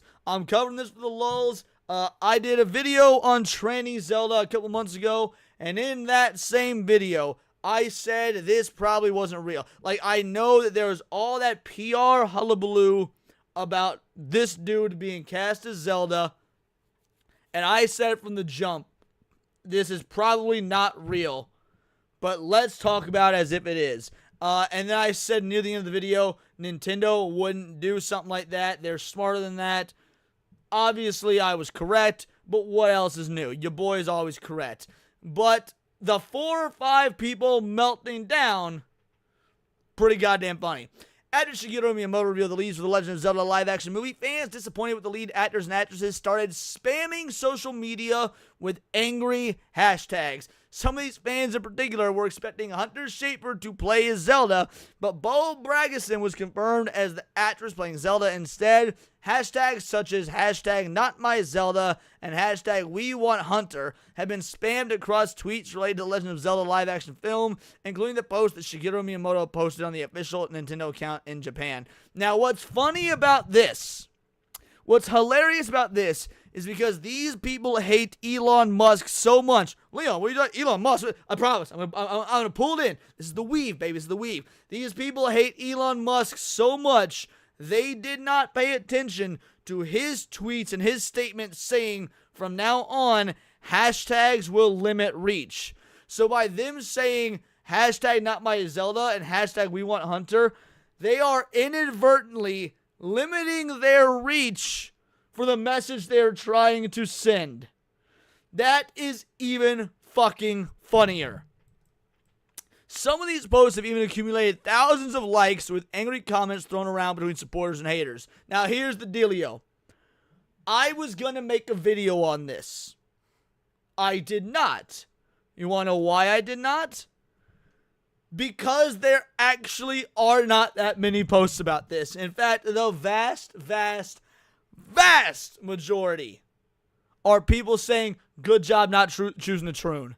Like, it is hilarious. So we got Evan Loves Wharf. Evan Loves Wharf is one of the dumbest fucking accounts on X, but by the same token, he bots his likes. So he got 47.2 thousand likes, right? Hashtag #NotMyZelda.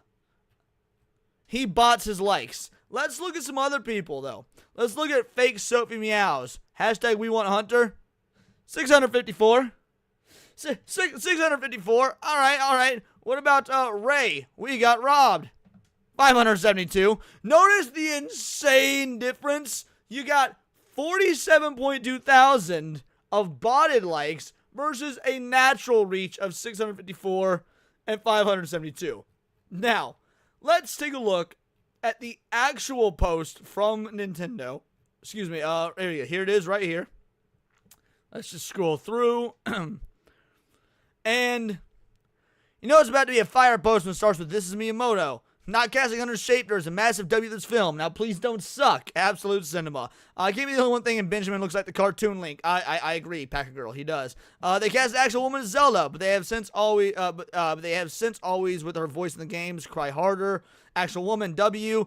A lot of NPCs in the comments shilling for a femboy. Zelda isn't a man. Troon stay mad. Gotta give credit where credit's due. Good job, Nintendo, for not bending the knee. Would have been weird to see a dude play Zelda. Don't know where people were thinking about that terrible pick. Thank God. Ganamos, Zelda, and okay, Spanish, whatever. I have a better idea. All right, that's pretty funny. Zelda's not a man. I'm just happy they didn't cast Hunter Schafer, a man, as Zelda. Guys, the public consensus is pretty clear here. Thank God it's not that other person. And then we got this is that account. We got robbed. So that was from this one right here. Ray, we got robbed July 16th at 6:51 a.m. It had 5. So since then it has gotten. When was this article made? Hold on a second. I'm gonna refresh this. This article is a day old. And their amount of likes went up by 300. That's not that much. And again, homie here with the botted likes doesn't really count. Evan Loves Warp has been caught botting likes multiple times. Oh, wait, is this the... Okay, this one's up to 1.1K, my bad. This one's Evan Loves Warp. The point is, People got opinions, and it's amazing. I know it's not going to happen. It'd be so cool to get Danny DeVito as Morshu. Like, imagine Link gets to get some stuff at his shop. We see DeVito, Morshu saying the iconic line. I don't want any famous actors in this movie ever. I want all unknowns. If you're going to give us a famous actor, like maybe Ganondorf under a bunch of makeup, and that would be it. Like that would be it. Or if Danny DeVito's so makeuped up you didn't realize it's him. Like maybe go that route, but I don't want anyone famous. The point is, guys, I'm here for it. I'm stoked for it. I've been a huge proponent of the live-action Zelda film. I think it is going to be a absolute banger. Nintendo did great with Detective Pikachu. They blew it out of the park with Mario. I never wanted Zelda to be animated or CGI. I wanted live action. We've seen The Lord of the Rings. We've seen Dune. I want to see what Zelda would look like with that level of production. Now, will it get that level of production? I don't know. When it comes out, look, if I'm wrong, I'm wrong. I'll admit I'm wrong. But I wanted Zelda to be live action. And this, Tribal Chief Ganondorf says Ganondorf will be the star of the movie. Based. But yeah, I'm all in. May 2027 can't come soon enough. Hurry the fuck up, 25. Do we even need 2026? Fuck all that nonsense. Let's go. And guys, we will end it there for the Zelda talk. We've got one more thing I do want to do, though. I've had this video on my back burner for about a month now. And as an avid anime fan, and as an absolute hater of Crunchyroll, a month ago, this video came out. The deserved downfall of Crunchyroll. Every controversy and crime explained. We're going to react to this.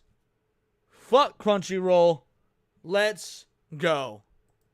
Crunchyroll's multi-billion-dollar anime streaming empire is at risk of collapsing after they spent the last decade engulfed in non-stop. I don't really like this guy's voice, but we'll see if it gets bearable. Controversies and crimes. That severities range from dumb, avoidable decisions to them allegedly breaking several federal laws that made victims out of their own fans and employees. All right, then again, maybe I can't do this. I'll let you guys. I'll put a poll in the chat as to whether we watch this or not, because his voice. I probably should pre-screen this, but I want all my reactions to be genuine. But damn, I don't care how interesting the topic is. This voice might absolutely kill me. Then we got hat. That's not a problem. It's yours. If it Nux one-time edit. All right, let me make a poll. Watch the Crunchyroll video, and let's start the poll. I am suffering. This is wow. This is bad. This is bad. Alright, I mean, if you guys don't mind it, then I'll suffer through it. At the end of the day, this content's for you, not me. 6 votes, 7 votes, 5 votes. Wait, what? It went from 7 votes to 5? 8 votes, 9 votes, what the fuck? YouTube be acting finicky, son. 10 votes, 9, 10. How does it keep changing? All right, either way, overwhelmingly, yes is winning, so we'll go to the video. That's fine. It got 11 votes and went up to 75. All right, we'll watch the video. After months of research, this is the story of the dark rise of Crunchyroll. Every one of their crimes and controversies explained. Crunchyroll started off in 2006 as a passion project by a few university students who wanted to create a site where anime fans could watch anime for free and in a timely manner. I'm almost okay. I'm going to take a wild guess that the original founders of Crunchyroll are not a part of the company anymore. Because if it started off as a passion project and it became this multi-billion-dollar or million-dollar fucking site that is used and abused anime culture, and anime fans, I would really hope the original fans are not there anymore, like the original creators. Anime on this site was taken right from Japanese TV, and the subtitles were 100% fan-made. As of today, Crunchyroll is the world's largest legal streaming platform, but back at its origin, it was a straight-up piracy site. This is a fact that Crunchyroll tries to bury. They didn't have any license. Did anyone know? I did not know that. To be fair, look, I've been hitting the high seas for anime for many years now, like way back in the day. I may have used Crunchyroll and not known it back then. That's wild. Or permission, but there was one thing they did have, and that was massive cojones. If Naruto or Bleach aired in Japan on a Wednesday, you could watch it on Crunchyroll sitting anywhere in the world on Thursday morning. That's how fast the service was. Sure, the anime uploaded on the site back then were low quality and illegal. Bro, like low quality high seas anime, you just had to be there, dude. It was a vibe. It really was in and of itself. Like, I'm glad we have what we have now with the modern high seas sites where it's definitely like one-to-one quality. But looking back on the nostalgia and like just for a brief moment and not really knowing what the attacks looked like because the quality was so dog shit, like it was just a you had to be there vibe.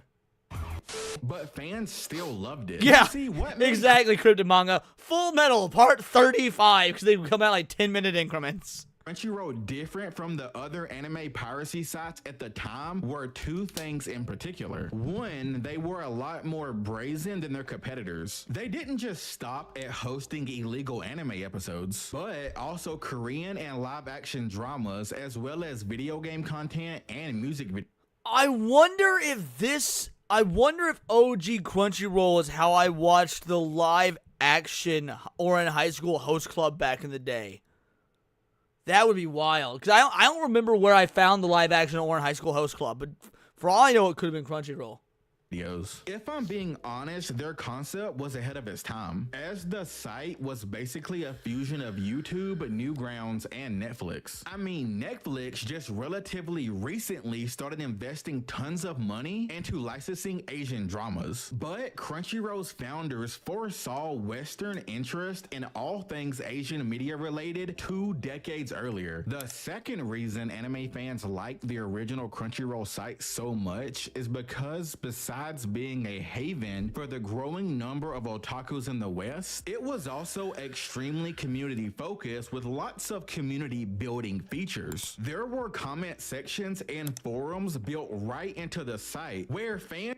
Dude, I loved forum sites back in the day. Like, I was the highest ranked member on the the official, at the time it was very unofficial Resident Evil forum site, to the point where Capcom eventually bought it out. I haven't checked that site in ages, man. I wonder if it's still popping. Forum sites were the shit back in the day, dude. I was part of so many anime forums, not the Crunchyroll, but so many anime forums. Man, the nostalgia be wilding in this video. Fans could gather and discuss anime-related topics like their thoughts on recent episodes, theories, and or just hang out and chat with their fellow weebs who visited the site daily. Remember, anime was nowhere near as popular back then. It was a niche hobby. So for lots of anime fans, online spaces like Crunchyroll were the only way they had to meet other anime fans. The reason it was so important to explain how and why Crunchyroll's the good old days, BioT Wolf. Place is because the longer this video goes on, the more ironic and sad the current way the company is being run becomes. Over the next couple years, Crunchyroll's site starts to attract more and more daily visitors, largely off the back of their fans who did the subtitles for free on all their videos. Now, I couldn't... Dude, man, fan dubbing and fan subbing is such a wild thing. I remember watching Dragon Ball Z episode of Bardock, which is like a one-shot, 2-episode sort of thing that was done to show like what happened after Bardock father of Goku and stuff. And it never got an English release. I watched a fan dub, and it was legit really, really good, to the point where like you could have thought that, minus some technical issues, that it was an official dub. Like, man, I was impressed. exactly how many eyeballs Crunchyroll had amassed at the time, but it must have been a lot because out of nowhere, something happened that would shock the global anime community. The venture capitalist firm Benrock, the same investors that's behind companies like Apple, gave $4 million to Crunchyroll in 2008. I'm assuming based on Crunchyroll. Did Vinmart know that this was an illegal site? Like, I'm interested. All right, let's go. Showing them proof of their site's high traffic, and based on their next move, their plan to go legit. That's the only way I can see a legit company like Venrock giving that much money to what a lot of companies will perceive as criminals. Regardless of what happened, all of a sudden, this underdog piracy site fighting to feed broke anime fans daily doses of their favorite shows went legal. What Crunchyroll realized is if they wanted to make real money off their newfound brand recognition, they needed to clean up their image in the eyes of the Japanese companies that hold the rights to all the biggest anime. Because if they played their cards right, they could be the flagship anime streaming site that could capitalize off the Western anime boom they rightfully predicted was approaching. The very first thing honestly, I don't have an issue with them doing that. It's all the shit that came afterwards that I have an issue, and that's what we're gonna break down. Yeah, this is every controversy and crime explained. This early stuff and them wanting to go legit, I'm fine with that, man. Like Crunchyroll could have been great if not for. I remember the first massive controversy that I came in touch with was the High Guardian Spice shit, and that like made me quit Crunchyroll forever. I don't know if he's getting more country or not, cryptic manga. But it's rough, man. It's rough.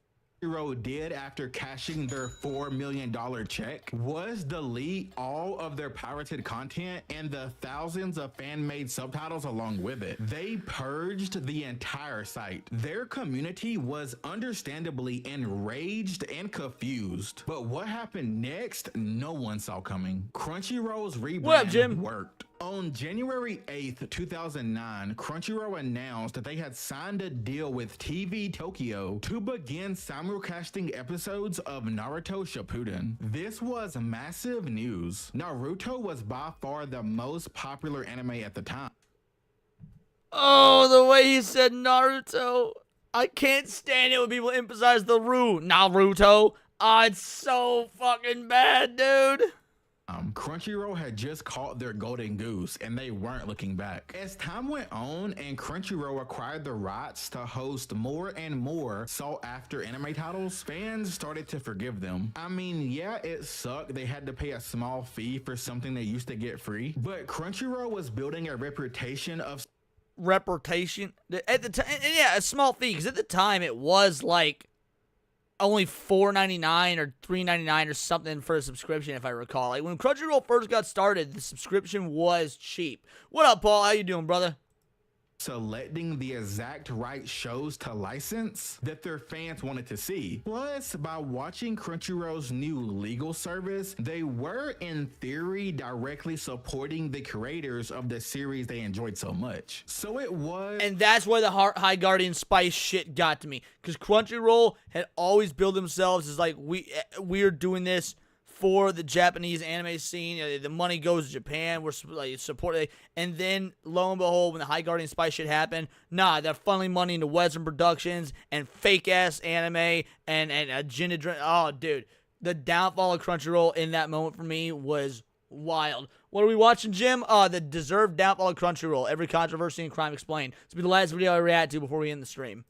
Is kind of a net positive. And they not only had the same community features the fans enjoyed before, but Crunchyroll was also adding new services like Crunchyroll Manga and a digital storefront. And so that's how in just 2 mildly controversial years, Crunchyroll became the best and most popular legal streaming site for anime, and was able to I can't get over this guy's accent, dude. I fucking can't. Of pirates after betraying them by going legit. With that being said, the rest of this video is going to be how Crunchyroll would spend every year since then seemingly purposefully setting fire to that goodwill with endless controversies and crimes, causing backlash so severe their entire anime empire is at risk of crumbling. Sony buys. I'd be alright with it crumbling. I would 100% be okay with Crunchyroll just fumbling the bag and going the way of the dinosaur. I don't give a shit. I watch my anime on the high seas anyway, dude. Fuck Crunchyroll. Crunchyroll. After a few years of exponential growth in both subscribers and influence, the first major red flag I remember hearing regarding Crunchyroll's decision making was rumors that Sony Pictures Television was petitioning to acquire them. Most people assumed this was just false gossip because Sony already owned the only other major anime streaming service that could actually be considered real. I think the issue with the accents is trying too hard to cover it up while he's reading. This is him trying to cover it up? Damn. That's even worse, son.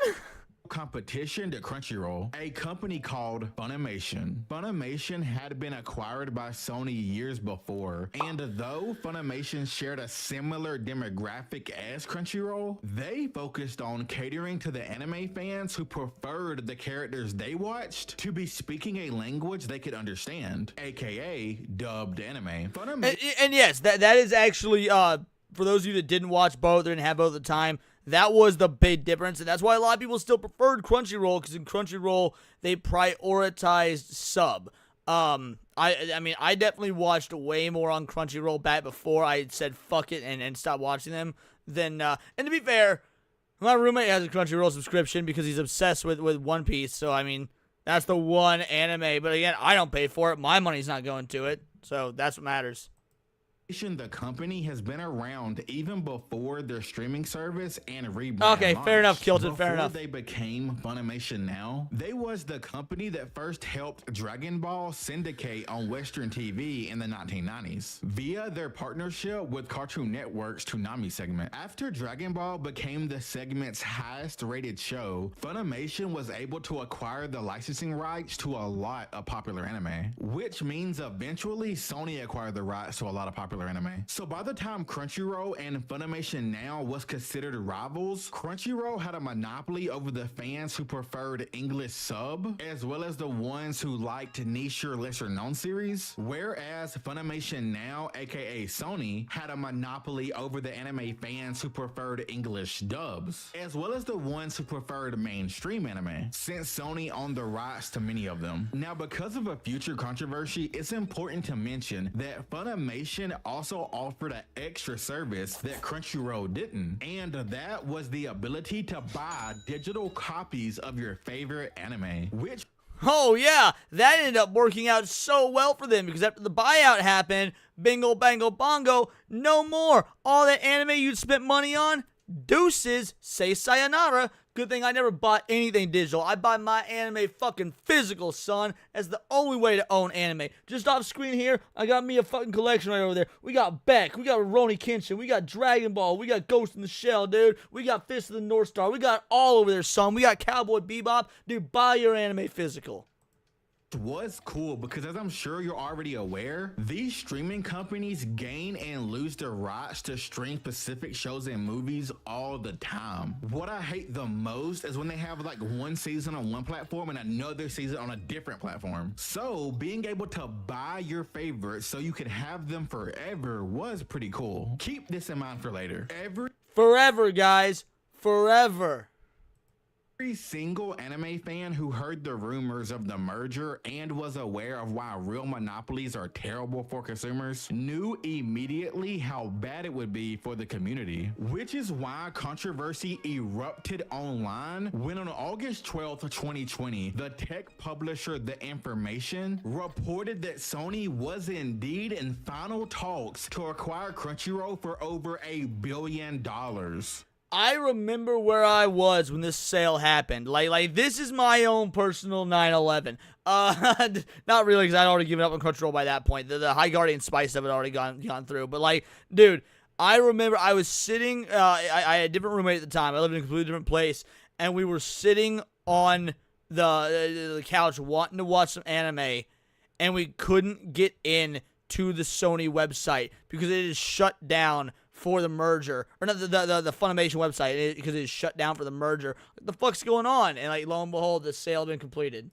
That's a billion with a B. Sony gaining a complete monopoly over the entire wide range of anime fans in the West was such a obvious bad idea that not only was anime fans pissed, but the United States Justice Department extended their review of the attempted merger as they were understandably worried it violated antitrust laws and gave Sony too much power in the anime streaming space. It did. These are the same laws that prevent things like Coca-Cola being allowed to buy Pepsi. If big companies were allowed to just buy up all their competition, they would be able to control us. I remember that too, brought about. I absolutely remember when Crunchyroll was shutting down the forums because people were hating on High Guardian Spice so much, and I was one of them. I wasn't on the Crunchyroll forums, so I never really used those, but I was definitely on X and on Facebook and shit, talking mad trash on High Guardian Spice. More than they already do. Having at least two big dogs in any market keeps the prices down, keeps them innovating, and just keeps corporations on their toes in general. Recently, the same Department of Justice asked the courts to force Google's parent company to sell off Google Chrome because they felt like it had a monopoly over the search engine market. But it does. Unfortunately for anime fans, the Department of Justice sided against the consumers in the Sony Crunchyroll case. Through what I could only allegedly assume was the result of some sort of backroom deals with alleged bribes or alleged payoffs. Allegedly, in my opinion. What's really crazy is that Sony wasted no time at all proving everyone's fears to be justified, as they immediately took all the various anime streaming services owned by Sony and Crunchyroll and combined them under the Crunchyroll umbrella. This resulted in all the non-Crunchyroll platforms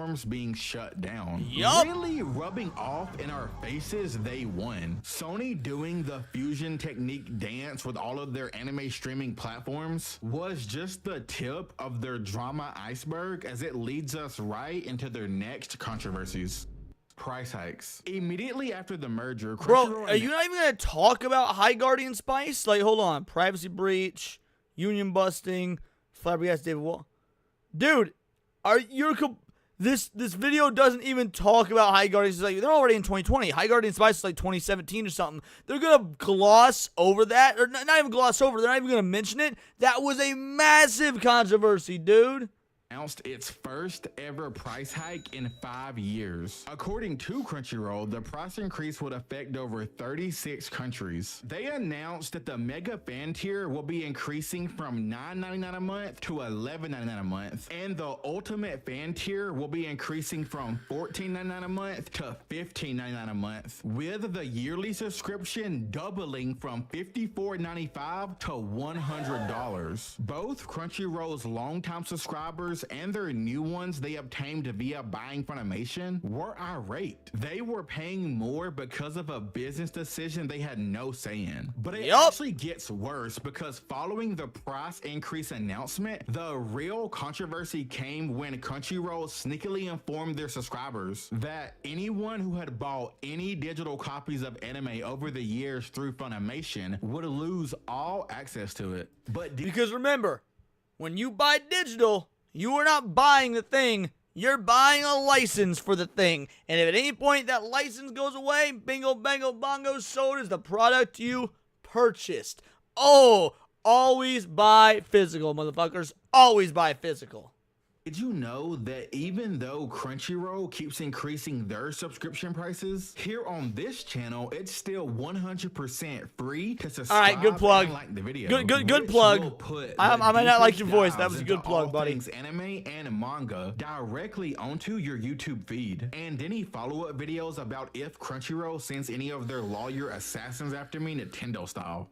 Removal of purchased content. In short, thousands of ex-Funimation subscribers' anime and film purchases disappeared into thin air after Crunchyroll sent out a message that basically said, so you know how some of you have been buying digital copies of your favorite anime for years now, helping both support the platform and your favorite anime's creators? Well, we definitely won't be honoring that purchase, and oh yeah, by the way, you get no refunds. So to conceptualize what was happening. At the same time Crunchyroll was increasing its pricing, they were also deleting some of their customers' purchased copies of media, just treating their customers like dirty little pay pigs who really had nowhere else to go if they wanted to support anime legally. Crunchyroll had started taking its fans for granted, only paying attention to how they could drive in more and more wealth at their expense, even if that meant screwing their subscribers over or stealing from them. I love stealing. I love taking things. This bad Base habit bender of theirs reference. would only get worse. The class action lawsuit. In 2023, Crunchyroll was hit with yet another PR disaster. Crunchyroll was accused of sharing its users' anime viewing histories with third parties without any proper consent. This included companies. I don't know if I know about this one. Again, by this point, I was already kind of done with Crunchyroll, and I've made some Crunchyroll controversy videos on my channel, specifically like when I first started doing YouTube, but I don't know if I know about this one. Like Google, Adobe, Meta, etc. Now, that accusation was no small issue. If true, it was a federally illegal privacy violation. They were allegedly collecting their paid subscribers' personal information and selling it for profit to the biggest companies in the world, all without disclosing this in their TOS. Later that same year, the accusations would seemingly be confirmed after Crunchyroll would settle the class action lawsuit, basically admitting they did indeed violate the United States Video Privacy Act. After learning about this privacy breach, Crunchyroll's users completely lost their minds. It felt like they were being tracked and their anime watching habits were being sold off to random advertisers. And I mean, it felt like that because it sounds like it's true based on, again, I don't know too much about this one, so I can't say for sure, but it definitely seems like that's exactly what happened. if you know anime fans, their watch history being leaked isn't a good thing. No. Wait. Lolly fan We 69 all, 420. and yes, I mean all, including you, have those anime I call guilty pleasure anime. The ones you delete from your watch history after you finish them. I do not have a guilty pleasure anime because I do not feel guilty about any anime that I've ever seen and enjoyed. Now, there's some that, like, you're going to question me on, but I ain't fucking guilty about it. Well, thanks to Crunchyroll exposing its fans, they had no idea who all had whole profiles built on their watching habits and personal information. This is another example of a completely avoidable controversy. Anyway, this betrayal caused severe backlash that further damaged Crunchyroll's reputation. It was becoming obvious to Crunchyroll's subscribers that they were just a number that the company would squeeze for as much profit as possible, even if that meant bending or breaking laws. Honestly, I'm starting to think Crunchyroll likes being engulfed in drama because as of the 2020s, they are on a generational run of brand-destroying decisions, as well as have been exposed by ex-employee whistleblowers for how horrible the company allegedly is to its workers and freelancers. As we mentioned, by this point, Crunchyroll was bringing in insane amounts of moolah, but Yo, Cryptic Manga, Paul Byersmith in the chat recently showed me High School DxD, and I ain't gonna front, dude. I enjoyed it. I enjoyed it quite a bit. I'm not gonna knock High School DxD. I think we've only watched the first season. But yeah, dude, I can't wait to watch more. I enjoyed it.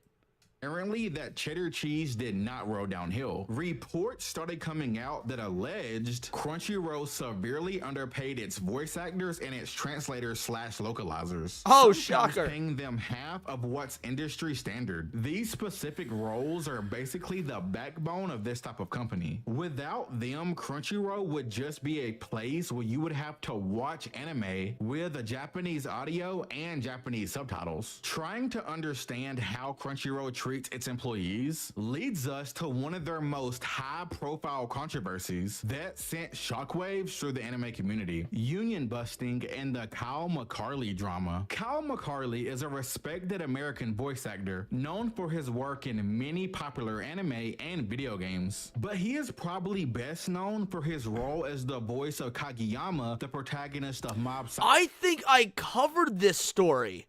I could be wrong, but I'm pretty sure I covered this story when it came out.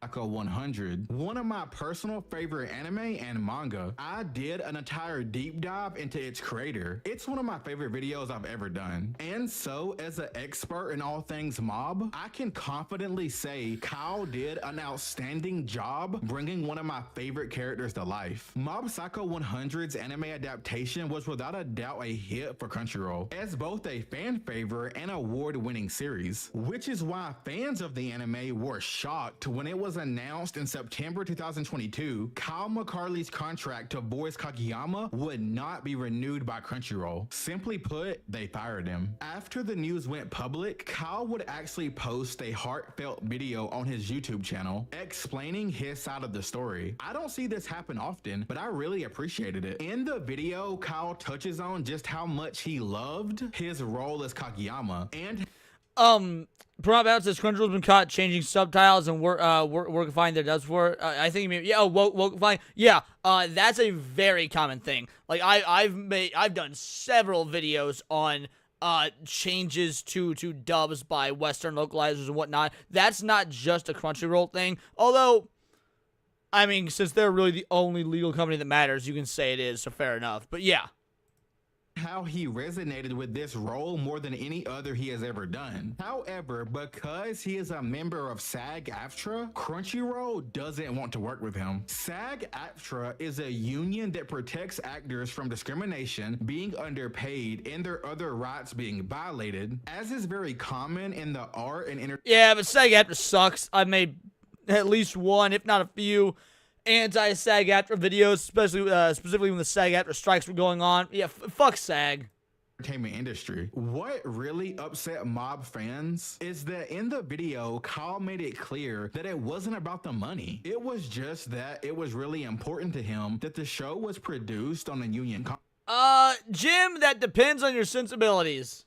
contract, because unions I know I did not like the Film Actors Guild Guilty Cajun against union busting attempts. And I get what you did there, by the way. I understand the reference. History of accusations of anti-union practices dating back to right after the pandemic, when they shifted back to studio recording from at-home recording, but instead of hiring their normal voice actors and freelancers, they started to primarily hire Texas-based actors. Since Texas is a right-to-work state, the coalition of dubbing actors alleged that this policy shift was an attempt to thwart union organizing among dubbing actors. And so the coalition encouraged them to pressure Crunchyroll to sign a union contract with SAG-AFTRA. FYI. Do you have to be part of SAG to work in Hollywood? I have cousins who are members but don't get them better work. Not necessarily. You can technically be in projects that aren't SAG-AFTRA products, but there's like rules, stipulations. You can only have, if I recall, like so many hours of work, so many hours of screen time. Some SAG-AFTRA directors can't direct non-SAG-AFTRA films. There's a lot of red tape when it comes to it. Right-to-work states' laws prohibit union security agreements between employees and labor unions. Companies that operate in these states can fire the employee and then just lie about why. No explanation required. This acts as a deterrent to stop other employees from speaking up. So this is why it's so important that prominent actors speak up when things like this happen, because lesser-known employees' complaints will just be swept under the rug. In the video, Kyle like being in any other union. Exactly, Bill. Of the work that he has done, the first time the company refused to even talk to him or SAG representatives about the issue would have been the end of the conversation, and he would have parted ways of his own volition, because it's just better for both parties since they obviously have different values and he doesn't want to waste either party's time. But he was such a fan of this project and loved his role so much, he tried to compromise in ways I thought was incredibly fair. With 99.9% of the work that I do, that would be the end of the conversation for me. I would say, thank you very much for the opportunity, but I don't work non-union. It seemed like maybe there was an opportunity to change that. So I went back to Crunchyroll with the offer that I would agree to work on this season of this show, non-union, on the condition that they agree to sit down and meet with SAG-AFTRA representatives with the purposes of negotiating a potential contract for them to use on future productions. That's all I was asking. Not a commitment to definitely guaranteed make such an agreement happen, not a commitment to definitely guarantee using such an agreement if it came into existence, just an agreement to good faith negotiations, an agreement to sit down and have a conversation on their own terms. The blowback Crunchyroll got from this controversy was pretty intense because it exposed Crunchyroll's... But is Crunchyroll losing money at the end of the day? Like, that's what matters. Is Crunchyroll losing money? Because it doesn't matter how much controversy there is. It doesn't matter how much blowback there is. It doesn't matter how many people post on X that they're all say spaghetti. If people are not canceling their paid accounts and Crunchyroll is not feeling a financial hit, then it doesn't fucking matter. Overall lack of empathy and willingness to do the bare minimum when it came to their employees. If they was cutthroat enough to fire one of their most high profile and beloved workers over not wanting to have a conversation, it makes you wonder how they treat their lesser known workers and talent. It just sucks that instead of even trying to resolve the issue, they would opt to leave a stain on one of their most beloved anime. Some fans even protested by not watching Mob's third season altogether. This whole situation showed that... I guess I inadvertently joined that protest since I don't watch Mob Psycho 100, but good on you guys, I guess. I don't fucking know. Not only did current Crunchyroll seem to not care about their fans, but their workers either. But what's really concerning is that this next wild controversy shows that maybe they haven't cared in a long time. The flabbergasting David Wald controversy. This conflict encompasses... This rings a bell. I think I know what this is the David Wald controversy. The controversy where he did not get his not only did he not get his royalty checks, but he didn't even get his fan mail. His fan mail would be delivered to the Funimation offices, the Crunchyroll offices, for like 5 years. Was why I said 5 years on here, and they would just throw it away or give it to other or open up his letters and give like the fan gifts that he would have been receiving away as like trinkets and shit. I think I covered this. 5 years of Crunchyroll wrongdoings, and in my opinion, it involves them Yep, breaking this is the controversy I'm thinking of. I covered this one too. David is another respected voice actor that worked for Crunchyroll. He has voiced in many popular anime like Fairy Tail, Attack on Titan, Vinland Saga, My Hero Academia, and probably 100 more series and games. His name holds a lot of weight in the VA community, which is why it was massive news when in October 2024, Wald accused Crunchyroll via Twitter of opening and stealing his private mail. This was a big deal. Distributing any and all the included items and gifts to Crunchyroll staff. To make matters worse, he alleged this had been going on for the past 5 years. In another literal federal crime, by the way, guys, opening his mail, literal federal crime. One of his expose tweets, Wald attached a picture of a bunch of handmade gifts from a group of his fans that he never received. The only reason he found out about this particular care package is because one of the fans who helped put it together reached out, sending him the pics and the tracking number. The fan also quote retweeted the post expressing how much effort went into making it and how heartbreaking it is that he never received it. I just want to say that potential broken mail laws aside, this was such a weird thing to do. Like, at the bare minimum, Crunchyroll could have just told David and their other workers that was getting mail sent there to come pick up the first package they received, but inform them to not get any more mail sent to their office in the future. Or they could have just sent out a mass email to all of their employees saying they shouldn't get mail sent there, if that's something that management didn't like. Look, I'm not sure what the best solution could have been, but I'm positive the worst choice well, the best solution would be any solution that is not committing a federal crime by opening up somebody else's mail, then giving the items that were gifted to the the person that was mailed to your employees. That's the not best solution. to steal their employees' mail and redistribute it to their friends in the trash can. This drama went mega viral. It was trending on Twitter. There were dozens of articles and YouTube videos made about it. And as a result of the drama, David eventually left his role as Gagio Red Fox and the Crunchyroll company completely, which does make sense considering during his tweeting spree, David also alleged that Crunchyroll's work environment was abusive and hostile before he even found out they were stealing from him. So the mail theft was just the straw that broke the camel's back. Even though David didn't provide any proof about the general toxicity of the Crunchyroll workplace, I believe him because there has been other ex-Crunchyroll workers that have spoken out saying similar things, including one who alleged he was offered a severance check in exchange for his silence. The former Crunchyroll software engineer claimed in a LinkedIn post that after couldn't people sue the employees too? I don't know, honestly. I'm not gonna pretend to be familiar enough with the law and whatnot as to whether lawsuits could be done.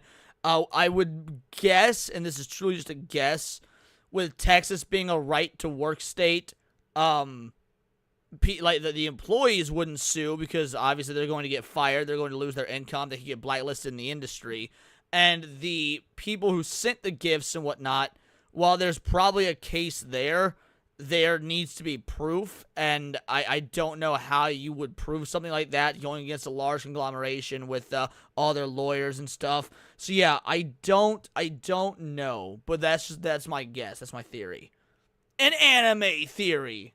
His mother was diagnosed with terminal cancer, making it, quote, the worst year of his life. He was eventually diagnosed with major depression disorder, and so he shared his diagnosis with Crunchyroll, his employer who he claims he gave his all to, working most nights and weekends driven by the passion the fans have for the platform. After Crunchyroll received the news about Sean's mental health struggles, instead of support, he alleges he received hostility, was met with organized ostracization, verbal abuse, and eventually termination. If true, this is straight up evil.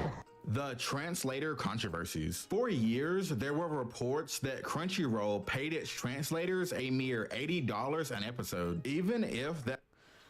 Bro, imagine getting paid $80 to translate an entire... By the way, let's call it what it is. Localize, not translate. Localize an entire ass episode. There are days when I make 3-4 times that just doing a couple hours stream, bro. I would say these poor localizers, but we've seen how they botch and destroy anime and video games, so I don't give a fuck. $80 is too much. That number has increased some as of today. It's still a pathetic number for how much work goes into translation and localization. Translators don't just translate. They have to research whatever topic the anime is about in both cultures and make sure the phrases, jargon, and jokes land and mean the same thing. Just imagine how hard and... Nah, I can't. This dude capping for localizers. I don't give a fuck.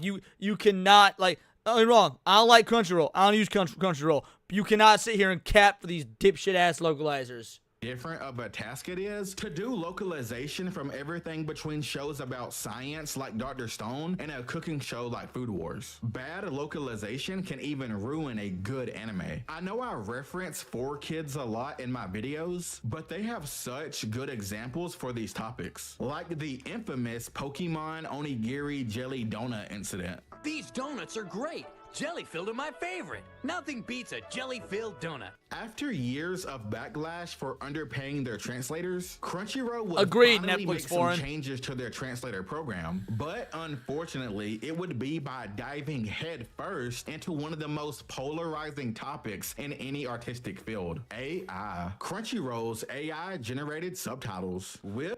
I'm alright with this one. I am. If this gets the translation almost 1-to-1 accurate, that's fine. I got no issue with this. I would rather a shitty company like Crunchyroll use AI to translate as opposed to letting these douche canoe fucking localizers alter the actual context of what's trying to be conveyed in the anime. Like, for example, a recent one was changing the word virgin to incel. Like, those do not mean the same thing, nor had the same context. You've got the very obvious, the Dragon Maid controversy that was a big deal. Like, there's been so many instances of this. With the rise of artificial intelligence, Crunchyroll decided to try their luck with it in an attempt to pay even less for translations. First off, AI in general is a controversial topic when it comes to do with anything art or media related. So in 2024, when Crunchyroll's CEO literally put out a statement admitting that AI generated subtitles are, quote, definitely an area we're focused on. That's fine. Another PR crap storm for them. But honestly, no one was really surprised. Many anime fans had already begun pointing out the soulless and lazy translations Crunchyroll have been putting out recently. If you look up Crunchyroll AI translations, there are a lot of fans out there that have caught a plethora of examples in anime they love. All right, get ready. Yeah, but none of it is any worse than the bad localizations that have been done. So it's like trading shit for shit. It does not matter. To pay attention, because this next controversy might be the one that pissed off Crunchyroll fans the most, and is the one that is the most telling in terms of how out of touch with its users Crunchyroll has become. Crunchyroll's continuous removal of key features. The two most triggering removals was definitely when they discontinued the Crunchyroll manga service and when they decided to remove all the comment sections from their entire platform. Yep, I covered this one as well, to reduce harmful content. Bro, this had people up in arms. Crunchyroll full on removing the entire comment section because they were getting fucking roasted for their destruction of the media. This was so based on the user side, you'll love to see it. First off, the Crunchyroll manga reading service was one of the main things that somewhat justified Crunchyroll's rising prices, because at least you got an extra major service that the other cheaper streaming sites didn't offer. I'm sure this decision did save Crunchyroll money because of course they kept their prices the same, but now they didn't have to pay for any manga licensing rights. However, it's not like they passed on that savings onto the consumer. Crunchyroll was dragged for this decision, but it was when they removed yes, their agreed, comment Paul, sections agreed, that so much user outrage hit the internet that I still don't know if they'll ever recover PR-wise. Yo, holy shit! Outrage hit the internet that I still don't know if they'll ever recover. This is my video! Yo, homie pulled my thumbnail and put it in this video! Oh, that's fucking awesome! Dude, this is a full, fresh reaction. I've never seen this video before. I had no idea. That is wild. Yo, you love to see it. PR-wise. Let me explain why. Crunchyroll stated the reason they removed the ability to comment from all of their individual that was so episodes cool is because some toxic anime fans were hate review bombing a comment section of a new Crunchyroll BL anime called Twilight Out of Focus. And so they had to take some action against the people that were not criticizing the show, but was using the situation as an excuse to be bigots, which, don't get me wrong, does suck. And as a private company, they do have the right to handle situations like this however they see fit. But personally, I can't help but feel that removing the ability to leave comments and criticize in general was something that Crunchyroll wanted to do for a while. And this was their chance to do it, but try to look like the good guys doing it for the fans and not for financial reasons. Their statement reminded me of whenever... are there any anime with ultra masculine characters? Most male characters in these shows look like beta fanboys. A lot of anime with masculine characters. I don't even know what you're referring to as common knowledge.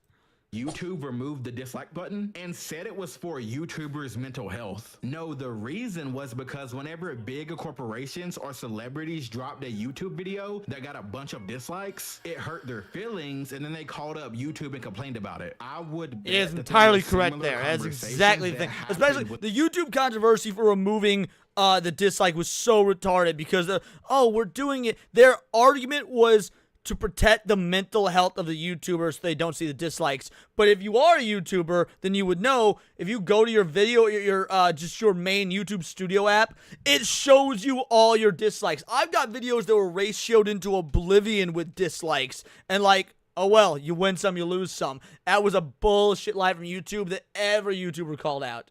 Crunchyroll execs anytime an anime got negative reviews. This is one of Crunchyroll's bad decisions that affected me personally, because I am one of those people that would start an anime and head to the comments of the first episode or an extra good or bad episode to see if other viewers thought the same thing or did. YouTube will not ever remove comments. That's why it's manual. You can shut them off yourself. YouTube won't do it, at least not for regular YouTubers. They might for like political channels or like brand accounts, because the engagement drives money.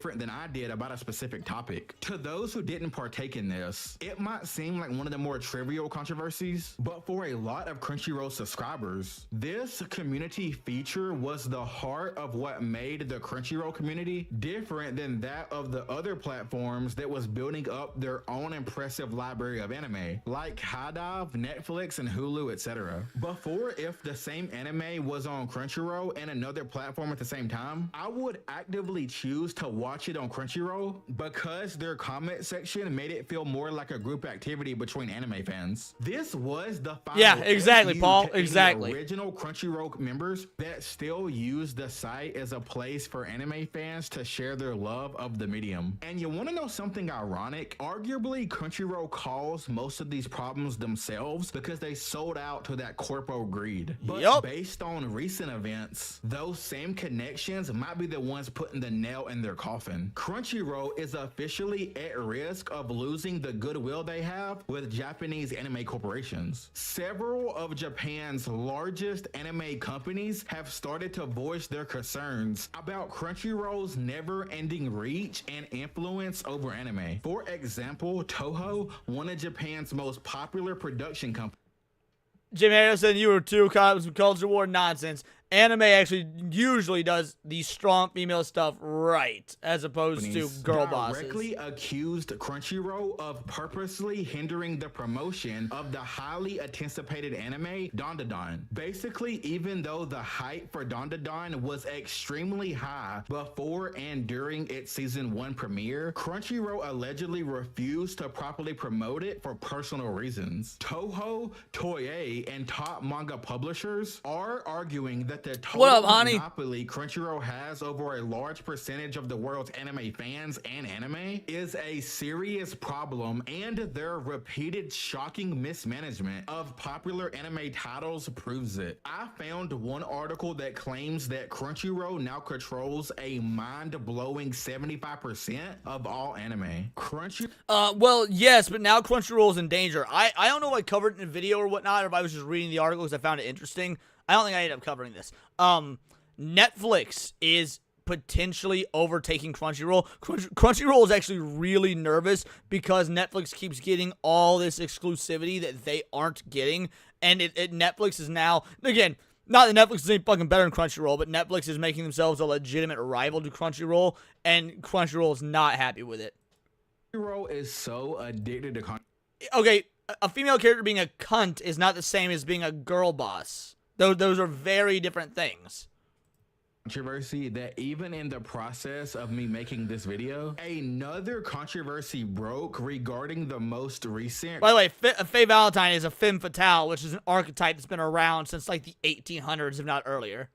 Crunchyroll Awards, when veteran anime YouTuber Glass Reflection seemingly confirmed what a lot of anime fans already felt, that the anime awards are basically rigged for whatever anime is the most popular. Well, yeah, we all knew that already. On this year's awards and on the quest for the best. I don't know if HiDive is doing well. They weren't for a while. In fact, HiDive was in danger of shutting down at one point, but maybe they bounced back. I don't know. I don't use HiDive. I don't use any of these services. Again, I high seas that shit. podcast, he goes into detail about how awful Crunchyroll's award winner process is, since the system is severely biased towards whatever anime is the most popular, because their whole system is biased in nature to make it with the most popular anime will win. This is for the benefit Buying Blu-rays is good too. I buy enough merch that I can watch the show on the high seas. Because if less popular anime win, they will get less clicks on their articles on their website about the winners. And wouldn't you know, some of the judges also work for these same anime reviewing websites. This is also true, Paul. This is also true. A real problem is if Crunchyroll is corrupt from the platform level to their work environment to their award shows. Yes, Watcher X, yes. Such corpo money-hungry sluts, they will do whatever makes them the most money 100% of the time. I fear they might be beyond saving at this point, which explains why anime pirate sites have seen a surge in popularity for the first time in a decade. One of these ARG sites has garnered so many new viewers, it surpassed both Crunchyroll and Disney Plus in monthly visits. Double Given base. Crunchyroll's own origins, it's ironic they are fumbling the anime fans who like to stream legally and are playing a hand in the revival of a golden age of pirates. But you know what they say, you either die a hero or you live long enough to see yourself become the villain. And recently Crunchyroll proved that they was the real anime villains all along, because instead of fixing their own shortcomings to combat the rise in popularity of pirating, they launched over 680 million URL takedown requests in an attempt to just crush these sites. Yeah, and then the sites will pop back up in a week with new URLs. Like, you're not going to be able to quell anime piracy. And again, the hypocrisy is he's about to point out that these guys started as a piracy site, who are really just doing the same thing that gave them their start. But this just further proves how out of touch they really are with anime fans, because it's not that they are just selling the high seas again because it's cheaper. It's because they are disappointed with the direction Crunchyroll has been headed. I know this because they are also starting to lose the legal anime streaming wars as well. Bloomberg put out a report that speculates that Crunchyroll's early lead in anime is under attack because of services like this is what I was talking about. Yeah, Disney, Netflix, Spain, the popular Japanese. So this isn't the article I read, but it's covering the same thing that I was talking about earlier. Yeah,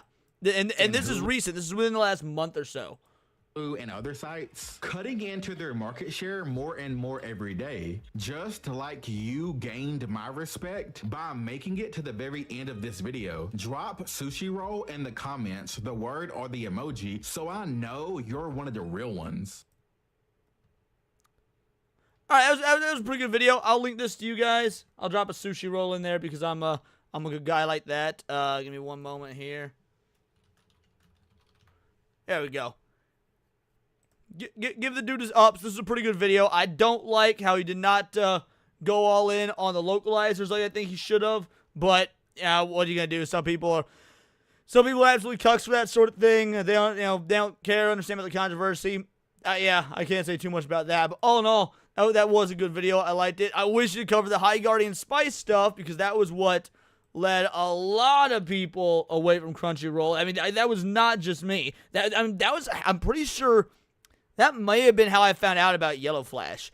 I could be wrong, but that may have been how I found out about Yellow Flash. Also, real quick, just to prove that was my thumbnail right here.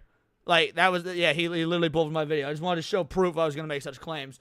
But guys, that will be the end of the stream for today. It is about 3:30 p.m. my time. I need to make some lunch, do some actual, real life stuff. However, we will be on with Hold My Dual Shot tonight for their Thursday show, and then I will likely do a gaming stream on the gaming on the gaming channel. Let me just go ahead and drop that link real quick for those of you that might not know or might not be sub to it.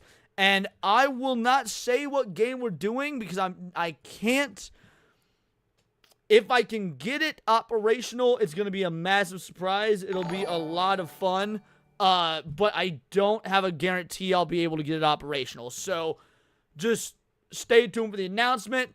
Hit subscribe. Join the Glitch in Paradise channel. But right about with a 5-banger. Gotta go now. Thanks for a great lunch date, Leon. You'll love to see it. Thank you so much. Let's see. We'll be, you know what? We haven't we will end with this clip right here.